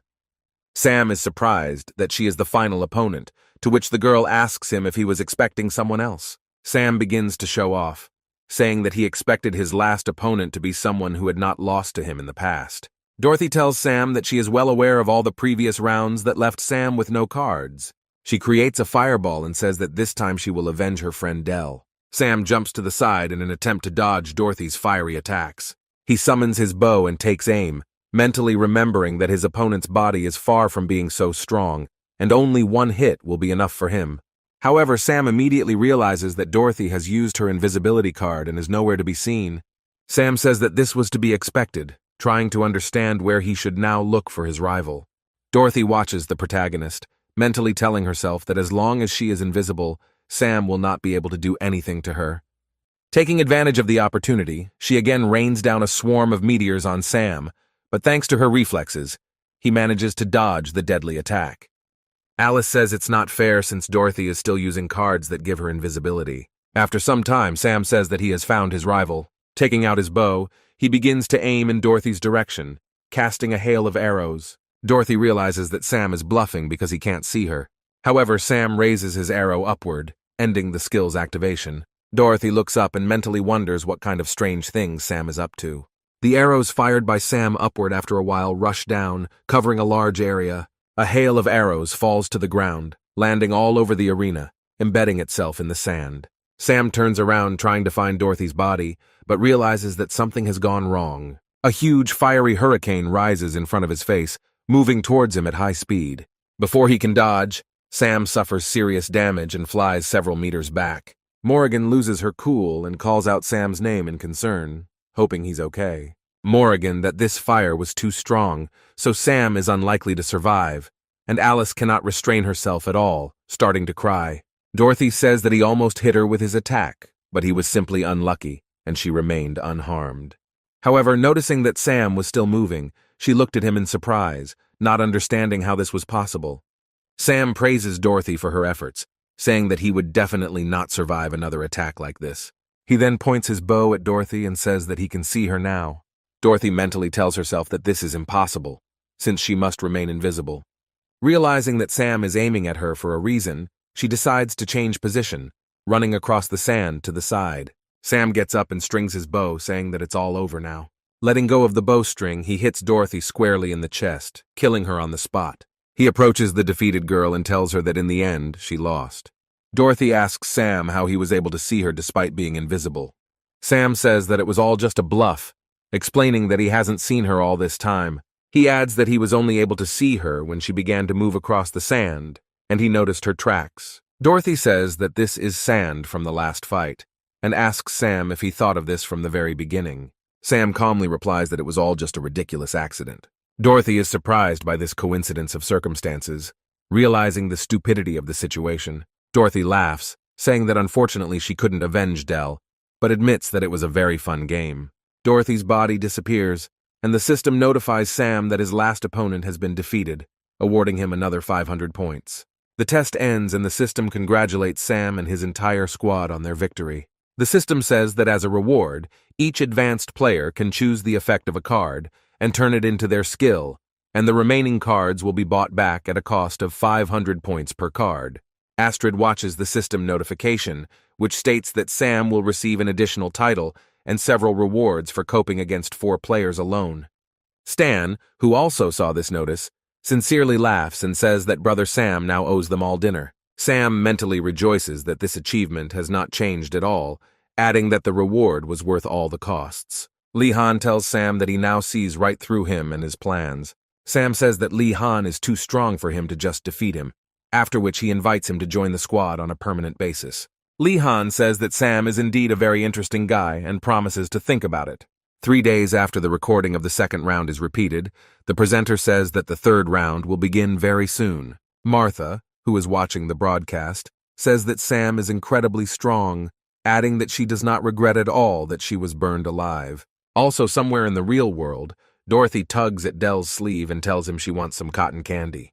Looking at her, he says that this is the last time she twists ropes out of him. Sometime later, the doorbell rings in Sam's apartment in the real world.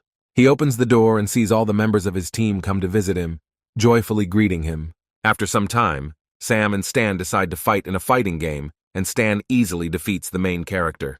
Alice looks into the kitchen and asks Astrid and Morrigan what they are cooking, offering her help. Morrigan replies that if Alice just sits quietly on the sofa, she will already be doing them an invaluable service. Astrid agrees with Morrigan's words and adds that the kitchen is a woman's battlefield. Alice says that she is also a girl, but decides not to argue with them. Astrid mentally reflects that she could not believe that Sam could meet such a well-mannered girl as Morrigan. Morrigan, meanwhile, is also secretly watching Astrid and mentally wondering who she might be. After a while, the girls start cooking and set a luxurious table. Astrid and Morrigan exchange compliments about the quality of the food. Alice tells Stan that she feels a certain competitive spirit, to which he tells her that she should talk less and eat more. Sam says that they gathered here not only for the sake of delicious food and offers to talk about the next round. Morrigan says she heard from Astrid that Sam can predict what will happen in the next rounds. Sam mentally notes that one of the downsides of being reborn is that he can't just tell them the truth, so he has to make up excuses. Sam says that he simply analyzes what is happening and understands the logic of the level creator, adding that after some practice it becomes very easy. A few hours later, Sam finishes talking about the next round and tells the departing guests that it starts tomorrow night. Stan and Sam's other comrades say that then they will see each other tomorrow and says goodbye to him. Sam tells Stan that the girls don't mind if they all stay at his place overnight. Stan refuses, saying that tomorrow he and his daughter are going to his wife's grave to put everything in order and to pray. Sam puts his hand on Stan's shoulder and asks him to tell her he said hi. Stan smiles and says that if she knew that he would meet such friends, she would also be very happy. After some time, he welcomes all players with the start of the third round of the competition, adding that this round is called Iron Hooves and Endless Borders, during which each player finds himself in his own time period of heroes and chaos under different personalities.